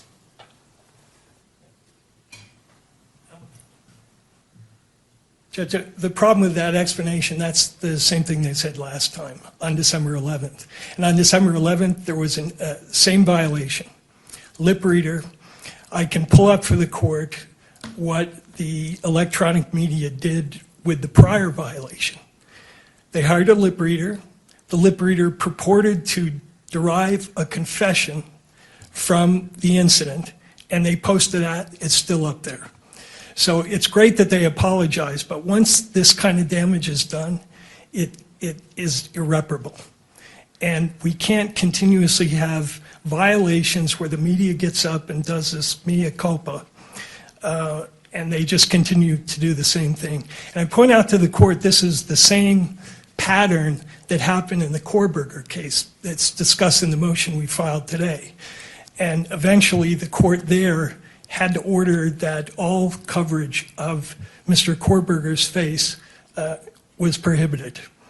And we attached that order to the motion that was just filed with the court. And I understand the media's desire for dramatic coverage. I understand how they want to incriminate Mr. Robinson. But that process is supposed to happen in a trial, not in the media. And it's a serious violation. It's one that the court should not just blink away and say, I accept the apology, especially after the court was so clear this morning. Calling the cameraman up, asking if he had read the December 23rd order, and his response was, I'm good to go. Meaning he had read it, and presumably he read that provision about zooming in on lips. There's no excuse for it. The court should take some action. Thank you, Mr. Thank Burke. you. Anything further from any of the parties before this court makes a ruling on this issue that's before it? No. I just want to make one note, Your Honor. Those clips that I showed you are just small portions of much longer footage that was available in the live stream. That was just what we needed to compartmentalize to get it to Your Honor, but it was a much more extensive period of time. All right. All right, I appreciate this being brought promptly to the court's attention. This is an important issue, and the court takes it very seriously. As it relates to today, well, first, I did put on the record very clearly that there would be potential consequences for any violation of the court's December 23rd, 2025 standing decorum order. For the first part, well, and I've also had a chance to view the two clips that was presented. It was shown to all parties. The first appeared to show an attorney and Mr. Robinson speaking for about 9 seconds is what my memory tells me, reminds me. The second clip was for about 5 seconds. I believe it was from a slightly different angle, but it also captured that. And in both instances, I could see Mr. Robinson's lips moving, and I don't remember about the second clip, but I believe in the first clip it also showed counsel's lips moving, but notwithstanding, that was in place. I also refer to the statement made by the counsel for the news media, and going to it is paragraph 48, and I will read it in its entirety. No audio recording is permitted of the conference involving counsel at counsel's tables or during bench conferences with the judge. No visual recording is permitted of a person's lips so as to be decipherable by a lip reader during conferences involving counsel at counsel's table or bench conferences with the judge. No one may zoom in on anything on counsel's tables or the bench to identify any writings. Now, in regards to the zooming, I know there was a representation, and it's easy to, as you're reading, to kind of combine it, but I'm not finding that zooming in relates to the lip reader portion, but that's not material. I do find that, and I'm not a lip reader, so I don't know what the standard is for lip reading, but I do note that 9 seconds in that first clip, one could see his lips moving, and it is a significant time for, as it relates to this particular issue. It wasn't a passing shot. It was focused on these two persons, and so I find that the decorum order, as it relates to paragraph 48, as it relates to no visual recording is permitted of a person's lips so as to be decipherable by a lip reader, I find that has been violated. In regards to the second clip, 5 seconds, where it shows Mr. Robinson and I believe one of counsel, that I was able to view Mr. Robinson's lips moving. It wasn't a passing shot that it just so happened to capture. It was focused on them. I find that is a violation of paragraph 48 as it relates to no visual recording is permitted of a person's lips so as to be decipherable by a lip reader. Turning to the next section, finding that the violations have been shown as the court has reviewed the purported evidence of these two violations, I turn to the sanctions. Previously, I stated that under Utah Code Section 78B-6-310, if the court finds a person guilty of contempt, the court may impose a fine of up to $1,000, order incarceration in the county jail for up to 30 days, or both. I find that applying this sanction would be disproportionate to what the conduct was in those two clips. And the court notes that it is the court's discretion on whether to apply it or not. I find that the court will not issue this sanction. In addition, the other sanctions the court stated earlier today, in addition, the court may impose the following remedial measures if warranted. immediate suspension of video transmission of the hearing, with proceedings continue only on an audio-only basis for this proceeding where the violation occurred, and disqualification, if necessary and narrowly tailored, of the news organization that filed the request in order for the electronic media coverage of the court proceedings for the hearing in which the violation occurred from providing pool camera operator services in this matter where the court determines such a measure is required to ensure compliance with the standing decorum order and protect the rights of the parties. The court also stated that before making a decision, it would allow counsel to make argument or statements, in which the court has done, and that the court's actions are not intended to have a chilling effect on the open and transparent courts or on responsible news gathering, and that the court is fully committed to the presumption of open proceedings under the applicable rules. That being stated, and as the court was listening, Mr. Burt suggested that one of the potential sanctions is that for the camera for the remainder of the hearing, and not to show Mr. Robinson at all as a sanction for the remainder of today's hearing. And so the court considered that as well. This court does not wish to make a disproportionate decision on the actions, and it does note and does not minimize the violation. Therefore, this court will take up the suggestion by Mr. Burt that during the remainder of this hearing, that the camera shall not photograph Mr. Robinson at all, and that will be the sanction of this court. I will allow the pool camera operator to reposition the camera to adhere to that. Well, first, sir, I'm going to ask you to come forward because I want to make sure that's even a possibility. And again, I don't mean to put you on the spot. I'm simply, I don't want to set anyone up for failure. I don't want to make an order, and if it's not possible, then further sanctions could apply. And I recognize that it wasn't your anticipation to be on your own camera. But as it relates to not showing shots of Mr. Robinson for the remainder of this hearing, what are your thoughts?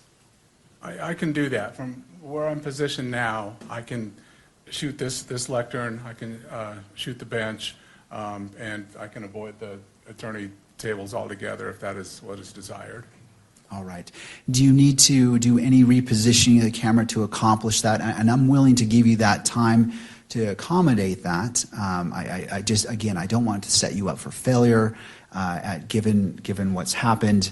And so what are your thoughts? No, I think the position I'm in, I am okay to avoid the attorney tables at this point and just shoot, this forward part of the courtroom. All right. Thank you.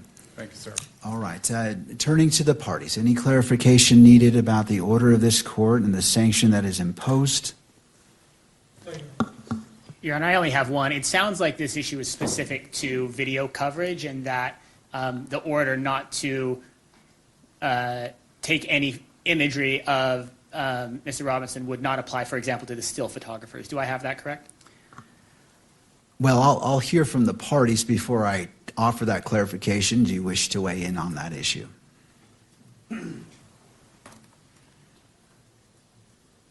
Just to indicate to the court that one of the problems is not just with the audio, with the video coverage, but most of the coverage is not covering the proceedings so much as close-ups of Mr. Robinson and comments about his demeanor.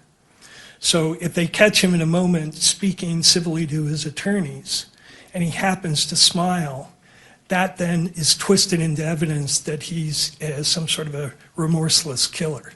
So that applies to the still photography as much as what's going on with the video. So we'd ask the court not to permit still photography, at least for purposes of today.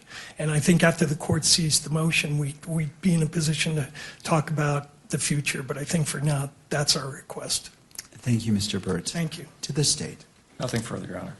And any other inputs? All right.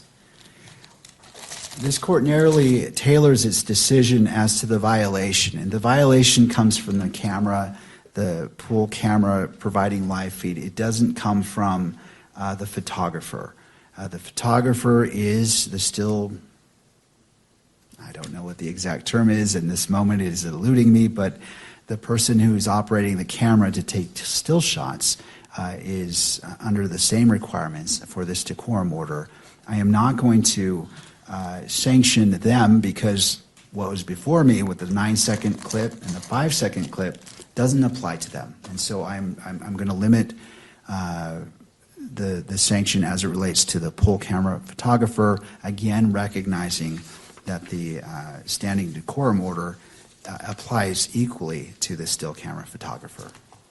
Thank you, counsel. I appreciate you bringing this to the court's attention and the seriousness and professionalism that you presented this to the court. So thank you to all parties. And again, to the camera operator, do you need time to test out to ensure that there is any inadvertent capturing? I'm willing to do that. I just want to make it clear as day that Mr. Robinson is not to be captured in a sweeping shot in any form for the remainder of this hearing. All right. All right, counsel. With that in mind, how would you like to proceed? Where is he? We'd ask the court to, and the clerk to swear in Mr. Gray. Mr. Gray, if you would approach and stand before the court clerk to be sworn in. You do solemnly swear that the testimony you're about to give now before the court will be the truth, the whole truth, and nothing but the truth, so help you God. Thank you. You can sit over there. Mr. Gray, if you'd like, have a seat. Usually we have water bottles. If not, there's one right here. All right. And Mr. Gray, I'm sure you've heard this before, but if you could position the microphones close to you, just to ensure that the record picks up your testimony today. Thank you. Mr. Novak. May I proceed? Yes. Thank you.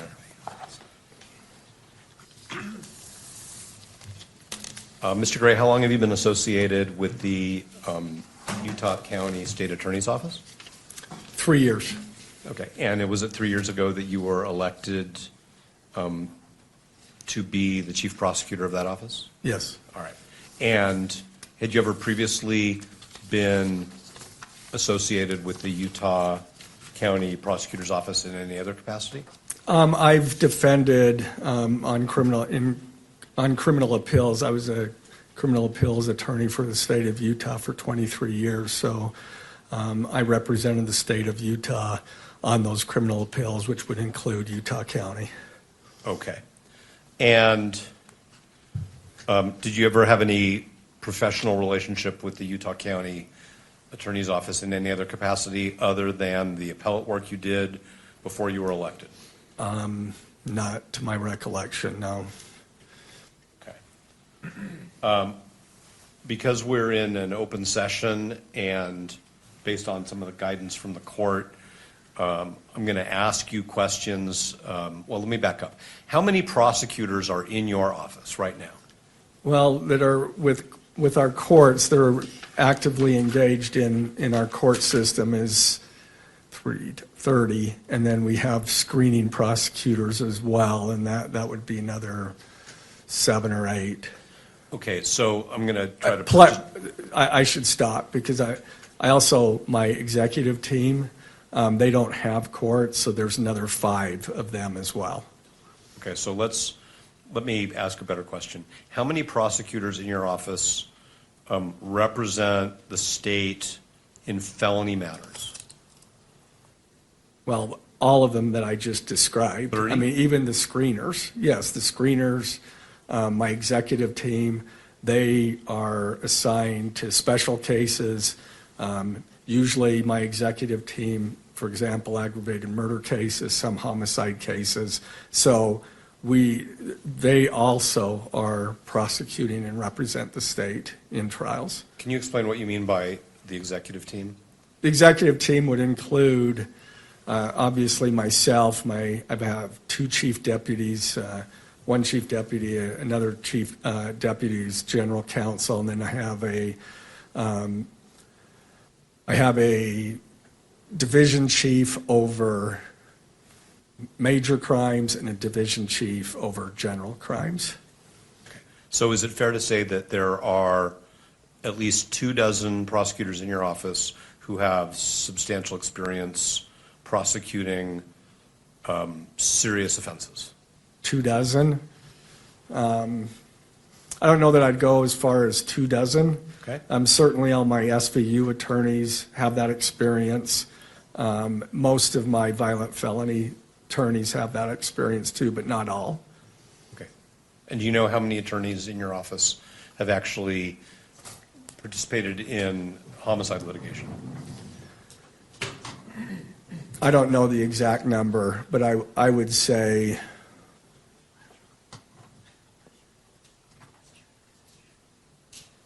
maybe 15. Okay. But I guess I should clarify, not all of them have the experience in aggravated murder cases, and that's why we specially assign those attorneys. Understood.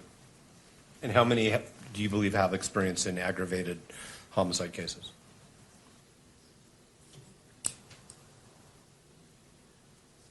Probably 7 or 8. And are all 7 or 8 assigned to this case? No.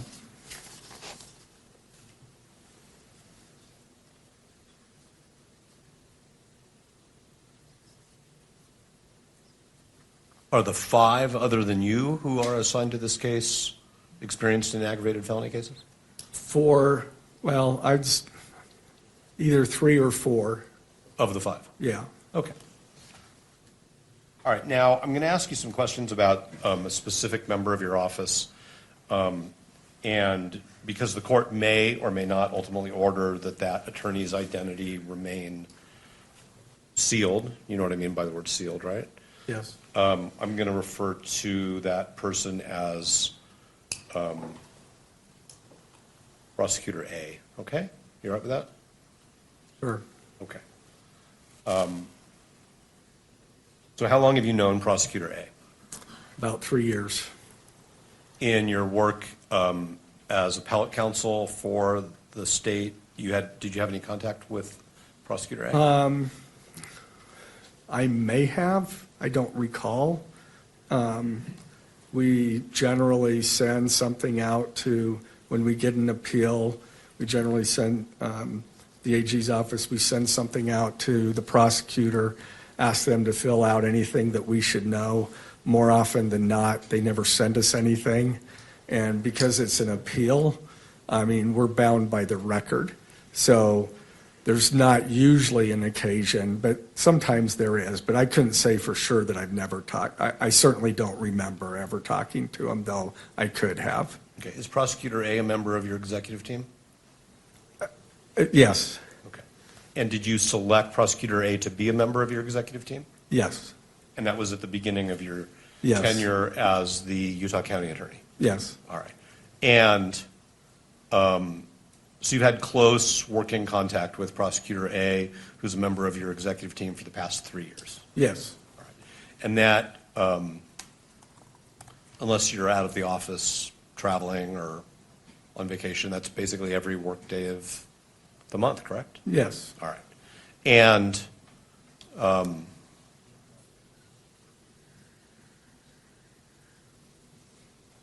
have you met members of Prosecutor A's family ever? Let's just start with ever. What's that? Ever. Have you ever met members of Prosecutor A's family? I have met his wife. Okay. I don't know if I've met his kids. I may have in passing, but I don't really. If I did, it was like at a function, they say, "This is my family," and introduce me. But I don't remember. Have you socialized with Prosecutor A and his wife?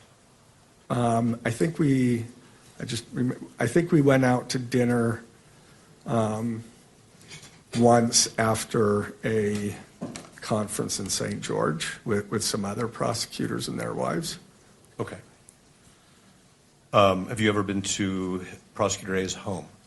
No. Has Prosecutor A ever been to your home? No.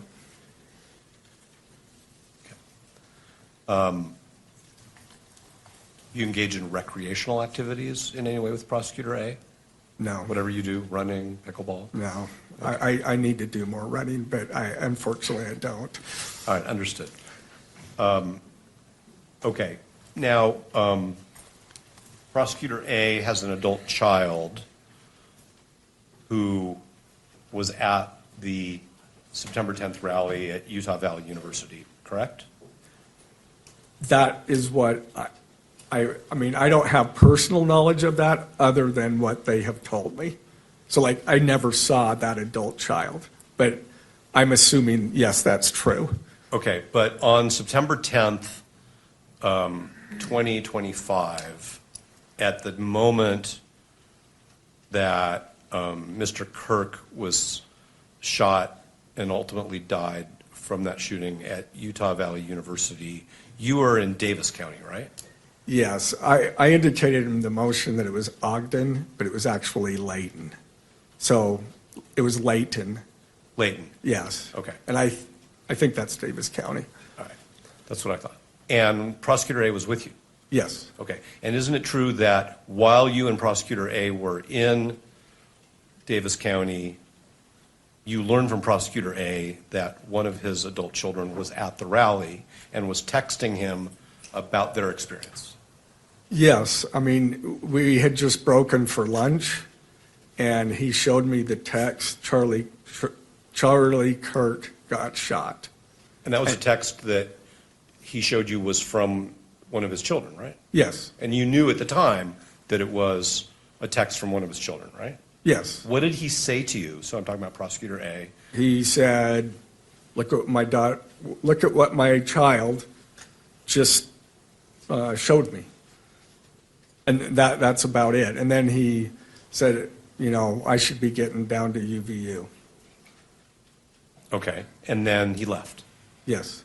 And he, as far as you understand, he drove down to UVU. Well, he drove towards UVU, yeah. He drove in the area. Okay. Ultimately, I met him, and then we drove together to UVU. Okay, so you, according to the pleading that you authored the pleading that was filed. Yes, I did. Okay, so that, for the court's benefit, that's the state's opposition to the motion to disqualify. You Yes. authored that, correct? Yes. All right. And in it, you said that 10 to 15 minutes after Prosecutor A left the event that you were at in Davis County, you left. Yes, Did you also head in the direction of UVU? Yes, Okay, and then you and Prosecutor A met up somewhere? yes. And then traveled to UVU together in your vehicle or in Prosecutor A's? I guess there's a third alternative, which is you met somebody else and traveled with them. No, I don't remember whose vehicle it was. All right, did you talk to Prosecutor A? It was my vehicle, I'm pretty sure. Okay. So, And was that just about logistical convenience, like let's just go in one car, or was there Yeah. some specific reason? yes, no, that was no other reason. Okay. And on your way to that, what I'll call the meeting point, Uh-huh. did you have any conversations by telephone with Prosecutor A? Well, yeah, because we needed to meet. He left. I thought I would get some lunch first before I went to the command post. I got about halfway through that and said my mind was not on it. I needed to go to there. And so then we called. I believe I called him or he called. I'm not sure who called who, but then we met. We hadn't arranged that when he left. Understood. But did he convey to you any more information about his child's experience in those conversations? No, Okay. And did you inquire, like, how's your kid or anything like that? I did not. Okay. And so you met up and then you went to the command post, which was established near the university, correct? It was at the university. Okay. Was it inside one of the buildings? What's that? It was inside one of the academic buildings. Yes. All right. And did you see Prosecutor A's child there when you were there? No. Were you introduced to that person? No. Okay. Did you have any conversations with Prosecutor A about whether they should stick around and wait? No. Did you? My understanding, based on, my understanding was that everybody had left. We were told that most of the students had left. They had not, or attendees. So. Okay. So as far as you know, Prosecutor A's adult child had left the university before you arrived. As far as I know, my understanding was that, most of the students had fled. That first they went into buildings or whatever, and then they made their way out.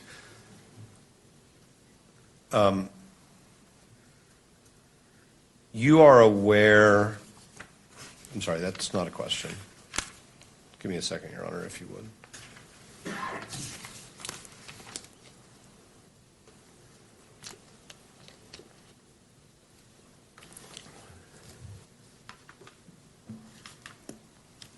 Okay, so did you spend time with Prosecutor A at the command post on September 10th at UVU? Yes. We were going different places, but there would be times that we would meet up. But off and on is all I can say. Okay. And did there come a time, either on the 10th or shortly thereafter, where he provided you with some information about how his adult child was doing, having been at this meeting? I don't remember him ever saying anything about that, and I never asked. I probably should have, but I don't remember any conversation regarding his child.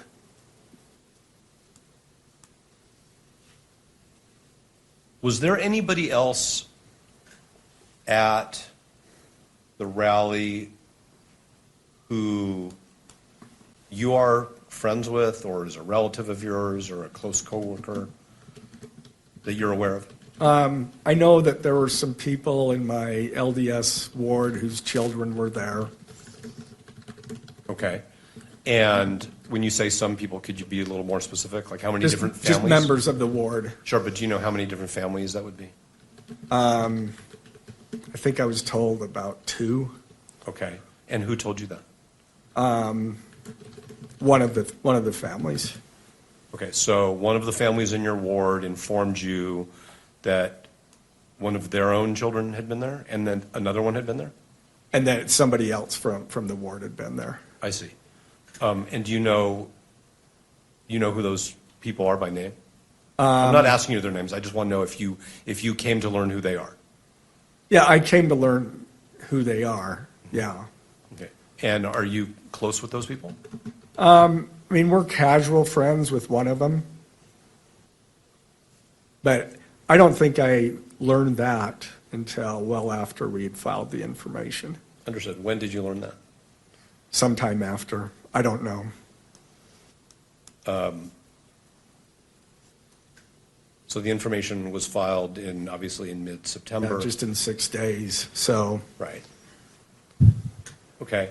And do you know, like, if you saw the children of the families in your ward who you understood were there, if you saw them on the street, would you recognize them?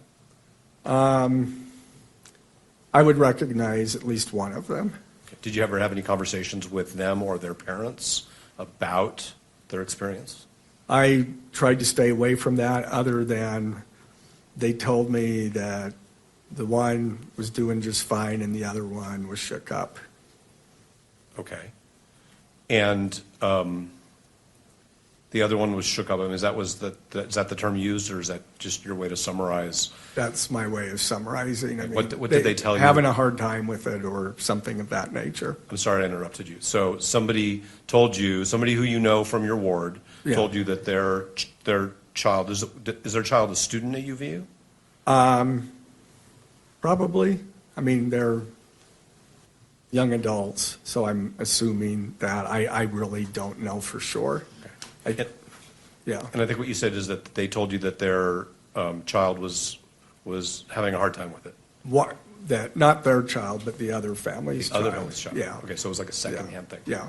Okay. And do you know if either of those young people who were at the rally, well, I'll put it this way, do you know where they were in terms of in what I'm going to refer to as the amphitheater area? I have no clue. The one who was having a hard time with it, did you share that information with the prosecution team? I may have. I don't remember. I may have in passing. Did you ever suggest to any of the law enforcement officers that that person be interviewed because they were impacted by what they experienced? No. We don't interfere with the investigation. We try to assist. But law enforcement, they identify who they want to locate and who they need to interview, and I leave that to them. Did the person giving you this information, so this is another adult in your ward, tell you more specifically about what their child and the other child actually saw and experienced? No. Okay. So you don't really know much more about where they were, what they saw. All you really know is one of them was having a hard time Yeah. with the experience that they had. Yeah. Okay. I understand you said that you don't interfere with law enforcement, but if you learn, even if it's somebody you know through your community, that somebody has suffered some emotional harm as a result of a criminal act that you are responsible for prosecuting, that's not information you would give to an investigator so that they could determine whether or not, so that they could go interview that person? I didn't consider that as really relevant to the investigation, so no.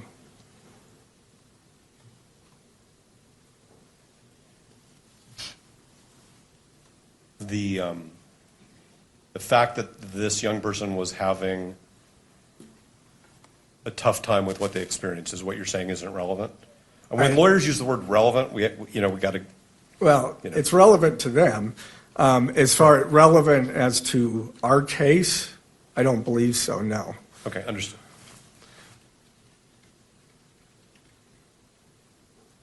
Now, there was a point in time in October, I think it was October 20th, where Prosecutor A sent Mr. Robinson's counsel an email disclosing that his adult child had been at the rally, providing us with some information.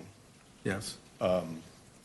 And so my first question is, were you part of a decision to disclose that information? Yes. Okay. And were you part of a decision as to how that information would be disclosed or how much information would be disclosed? Like what led to that email? Well, there was no decision needed as to how much. The decision was to provide the information that we ultimately provided you. And that is not because we believed that there was a conflict of interest, but that was out of an abundance of caution. I understand it's your position that you don't think that there's a conflict Right. of interest. But I think that's clear. All right. Did the entire prosecution team, as it was constituted on October 20th, discuss this bundle of information that was being disclosed, or was it just you and Prosecutor A?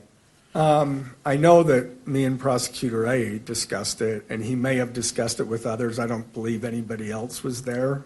When you discussed it? When we discussed it, one of them may have been, or two, I don't know. But the information that you obtained, sort of if I may, in the heat of the moment back on September 10th in Davis County, that Prosecutor A's child had this experience. and the text messages that went back and forth in the family, that information was shared with the prosecution team, correct? Everybody knew eventually. Eventually. Sure. I mean, yeah, eventually. Okay, so I mean, I only knew the fact that she was there. At the time, I only knew that she was there and that she left. That's all I knew. okay, but is it fair to say that you didn't set up any, but I'm going to use a term like firewall, to keep the rest of the prosecution team isolated from this information that one of their colleagues' children had this experience at UVU on September 10th? No? Is there a written policy in your office, either that existed when you arrived or that you've prepared since then, for how to evaluate whether one of your prosecutors needs to be screened off from a case? You know, I'm not sure. I mean, we have those conflicts that come. I mean, the biggest thing on screening for us is if there's a potential conflict where information that the defendant has, one of our prosecutors has, because that's why you screen cases, is to make sure that shared confidences aren't also disclosed to, shared confidences with the defendant aren't shared with the prosecutor. But you could agree with me that there are other types of conflicts that can arise other than what we might call the, privileged communication. There may be. I mean, I think there can be. I can't think of any right now, but I think the rules are pretty clear with respect to shared confidences.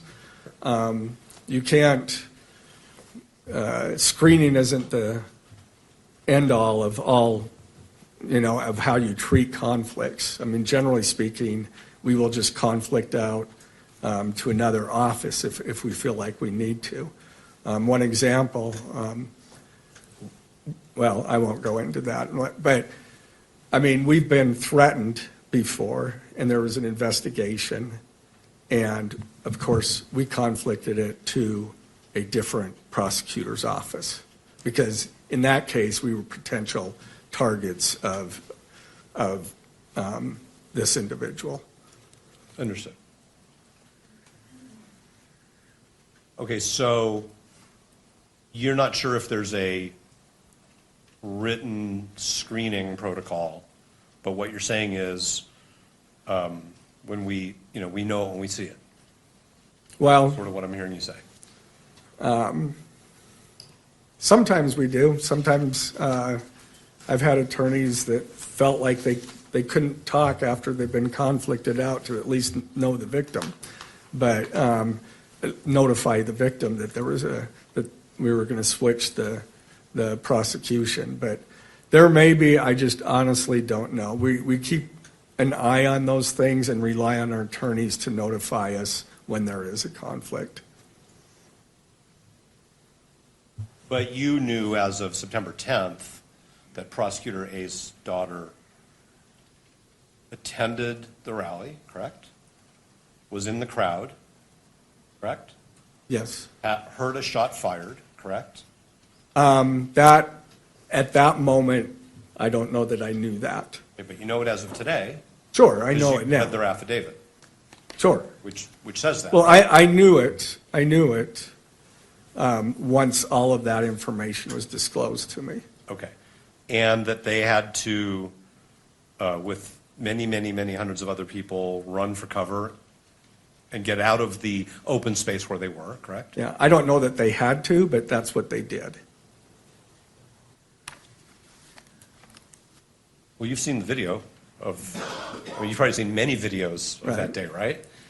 Yes. And weren't there law enforcement officers basically directing everybody to leave the open space so that they could I don't know that I remember seeing those videos of the students or attendees leaving.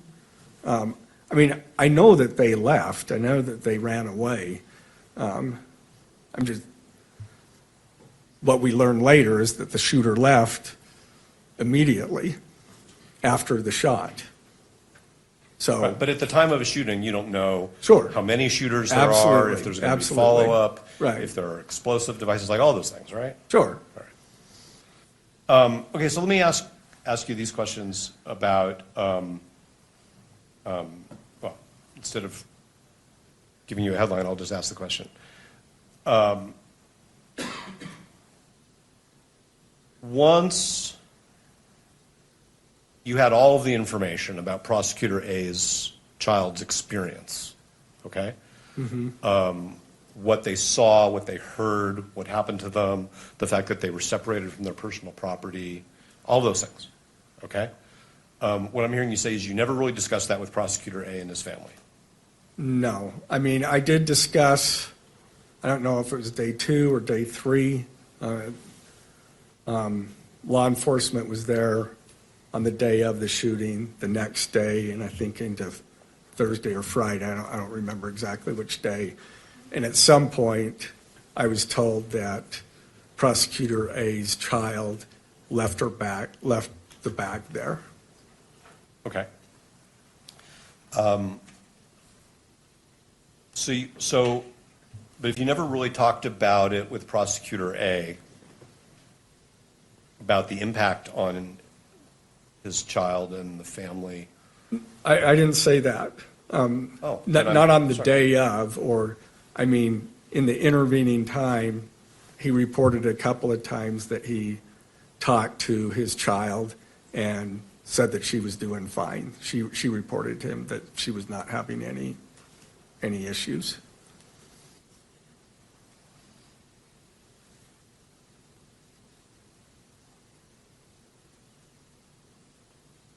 Did you ever ask him, well, what about you? I mean, your kid was at this. I didn't. Not that I recall. Did you ever consult with anybody in the Attorney General's office concerning whether Prosecutor A's child's experience raised a potential conflict of interest for your office? No, that's what I did for 23 years with prosecutors, is consult on that. And so I didn't feel a need to go to those folks. I mean, I know how to try to figure that out. So when one of your responsibilities in the Attorney General's office was to consult about ethical issues? Different matters. Different matters. It could be a variety of things. Okay. And I mean, if you're talking about ethical issues in particular, I don't know that the Criminal Appeals Division was the right folks to consult, but I'm not even sure of who from the Attorney General's office would. So. Okay, but you worked in the Attorney General's office for a couple decades, right? Yeah. And what you're saying is that in your role as an appellate lawyer for the state, you would talk to prosecutors, I guess it's somewhat more informally, about ethical issues. Yeah, every once in a while, yeah. Sure. And so my question is whether you reached out to anybody in the Attorney General's office about this particular issue. No. Okay. Did you, and when I say you, I really mean you or anybody in your office on your behalf. Okay. Okay? Because you're the chief prosecutor, right? Yeah. So when I say you, I Yes. mean you and Okay. and people who work for you. What about the Utah State Bar? No. I mean, they give ethics guidance to attorneys on all kinds of issues, right? Yes. Okay. But no No. reach out. Other county attorneys in Utah, in other words, your colleagues who are elected chief prosecutors in their counties, did you discuss this with any of them? No. Are you a member of organizations of what I'll call chief prosecutors? I'm a member of the Utah County and District Attorneys Association, Okay. UCDAA. I'm actually the president of that organization. I'm a member of SWAP, which is the statewide association of public attorneys and prosecutors. I'm actually the president-elect of that organization. That's a lobbying organization. Okay. And do these associations have any mechanism for providing ethical guidance to their members? No. I mean, when we have questions, we may shoot out an email and ask about things. Did you do that in this No. situation? I consulted no one other than my team. Okay. I'm going to ask you 3 more categories just to be clear. Okay. Did you reach out to any law professors who No. purport to be ethics experts? No. Did you speak with any judicial officers No. about it? Court reporter, get the question and the answer. Oh, there you are. Well, I just said that I have talked to understand. no one other than my team, so. Okay.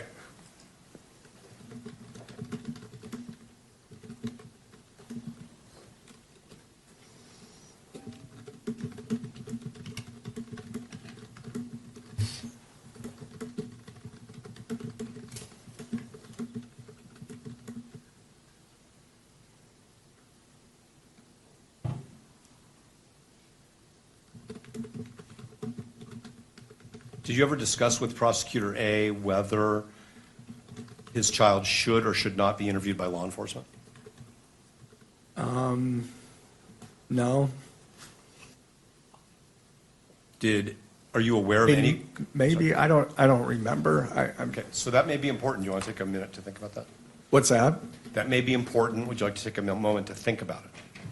I don't remember. I don't think so, but I do not remember.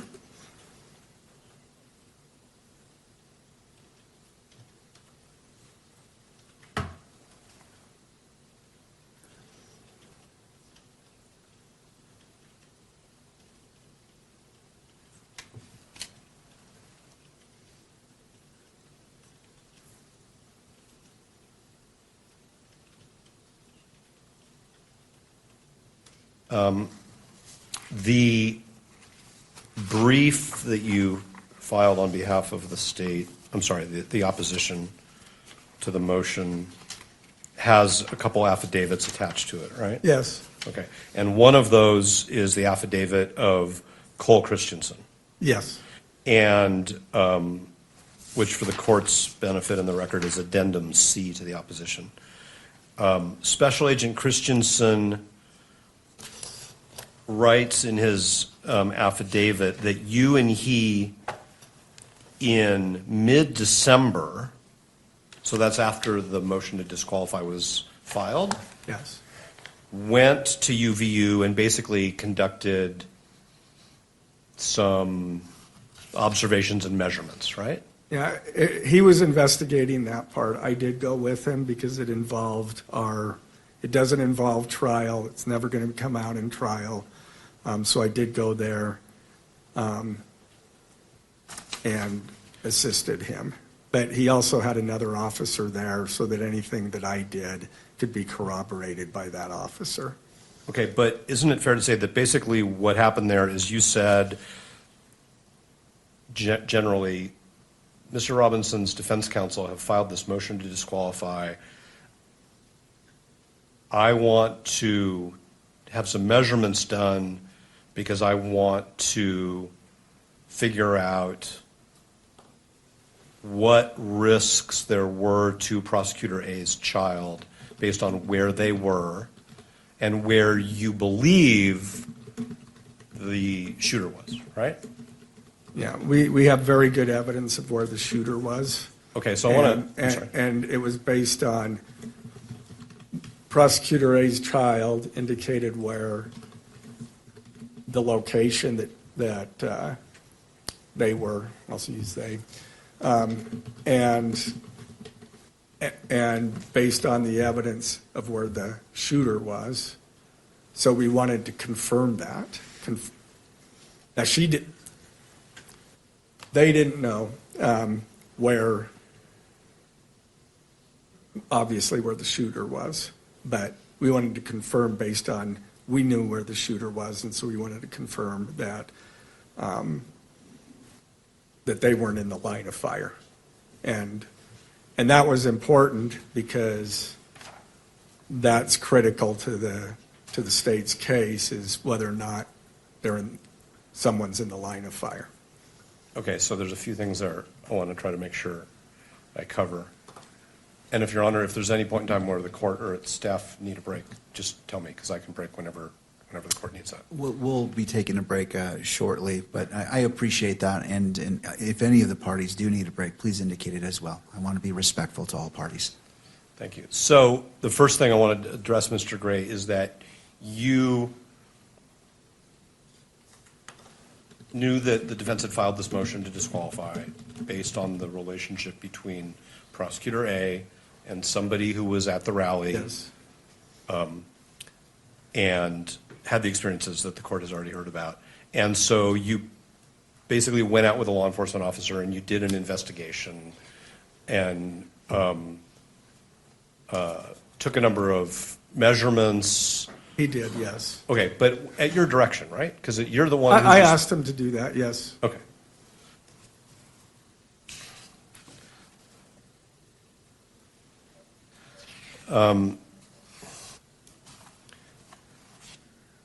You say in connection with that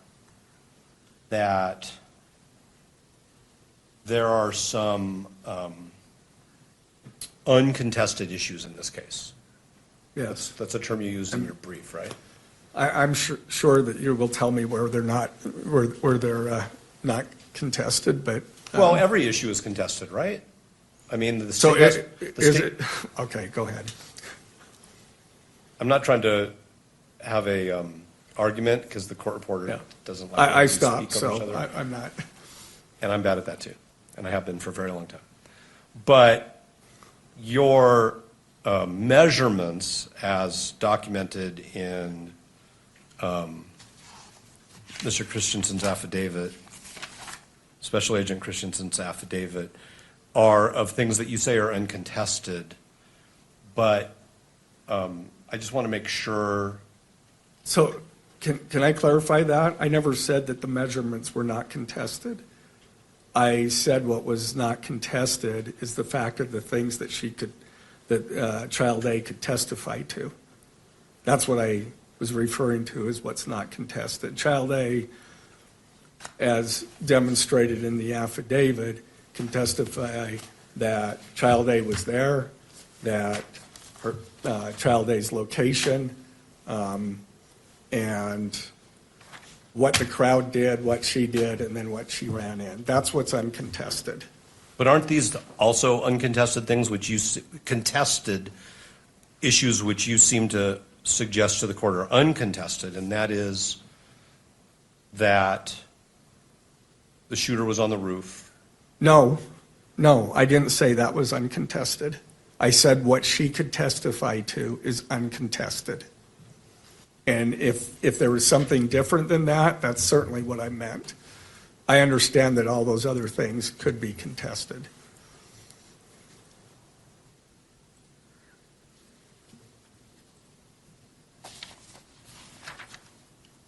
Okay. You've made yourself a witness to evidence that you've used to try to advocate to the court that there's no conflict of interest, right? I mean, you basically, even though you're representing the state, you went out and you participated in a what you hope is a systematic way to measure whether Prosecutor A's daughter was in a line of sight from the place where the state alleges the shooter was, right? Sure. Okay. But as far as making myself a witness, I was careful to make sure that there was Cole Christensen and then an officer from UVU. If you look at the case law says that prosecutors can participate in these interviews and so forth.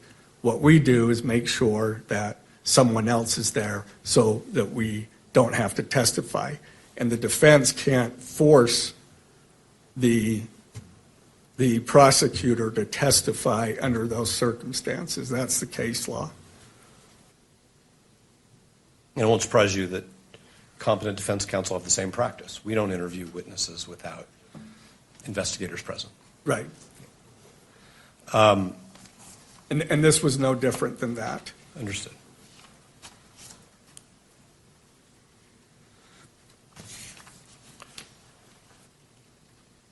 Okay, I do want to address another aspect of this line of fire situation. Okay, so it's the state's theory of the case, if I may, that the shooter was on a rooftop, correct? Yes. Okay. And what's the name of the building that the state believes the shooter was on? I don't recall. Okay. And so these measurements that are in Special Agent Christensen's declaration, you're saying were designed to basically, if I may, I'm not trying to put words in your mouth, rule out whether the child of Prosecutor A is in some ways a victim of this incident?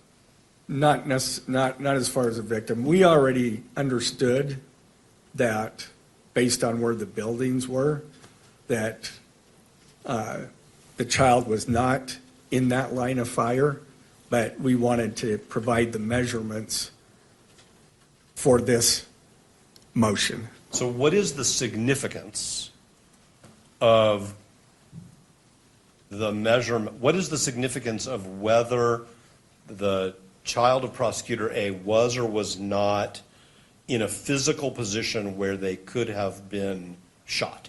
What is the significance of that? The aggravator, as you know, is that we're alleging that when the shooter killed Charlie Kirk, that he placed others in grave risk of death. And you've so now, anybody within that zone, if you will, was placed in grave risk of death. Okay, and so you've now gone out and you've done these measurements from the place where you believe the shooter was, and anybody who's positioning at the rally, there's no line of sight, you're basically excluding all of those people from being among those referenced by that aggravator. That's our understanding. We'd have a very difficult time proving that others beyond that point were also in that line of danger. I mean, we could, I guess, we could make the argument, but that would be difficult to prove.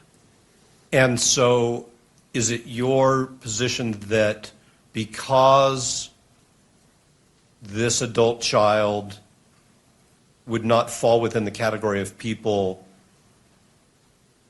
to whom the aggravator applies, there's no other connection between those people and the prosecution? Not the crime. I mean, again, depending on whether, again, I rely on law enforcement to provide us with whether they have something helpful or not. We were able to determine based on what child, the prosecutor's child, there was nothing useful. There was no need to provide anything. I mean, we make those determinations when they provide it to us all the time. Did you work with Special Agent Christensen on his declaration? On what? No. On his declaration? I didn't. Did somebody else? Yes. Another one of the members of your prosecution team? Yes. That's generally the practice. Okay. Was it Prosecutor A? No. Okay. Now, we've also, I should say, you also filed with the court Addendum B to your opposition, which is the affidavit of the child of Prosecutor Yes. A, right? And this person is a young adult who is a student at the university, right, at UVU? Yes. Okay. That's what I'm told. Okay. I have no reason Did you to doubt speak that. with this adult child in connection with the preparation of their affidavit? I did not. Do you know who did? I do. Who was that? It was Mr. McBride. Okay. And do you know whether Mr. McBride consulted at all with Prosecutor A about that? I couldn't answer that. I don't know. Okay. Did you read the affidavit? Of course, I wrote the opposition. I better read the affidavit. Did you play any role in the shaping of the affidavit in any way? No. It was just given to you, here's the affidavit. Well, I mean, we were aware of what the student, I'm going to call a student now. It's fine. We were aware with what the student had said as far as what the student was aware of. And so we obviously, as I started writing based on what my understanding of that was, and I'm sure that Mr. McBride covered those areas to make sure that we were accurate. Are you saying that the affidavit followed from your briefing and your briefing was based on your? No, that's not it. My briefing was based on what the information that the student provided. And so to that extent, I'm sure when Mr. McBride talked to the student, that he would cover those things. Okay, so what I'm missing is, where did you get the information about what the student experienced if you had not seen the affidavit? That was from the prosecutor that is the parent of that. Okay, so Prosecutor A told you, this is what happened with my kid. Right, I mean, I think that's pretty established. All right, Okay. Mr. Novak, this Yes, might sir. be a good time to take a brief break. Whatever works for the court. And just, not meaning to pressure you, I'm just trying to anticipate how much more time for questions you have for Mr. Gray, just for housekeeping purposes. It's 4:06 according to this monitor. Oh, that's not right, it's 5 o'clock. The monitor says it's 4:06. That must be some time zone that somebody else lives in.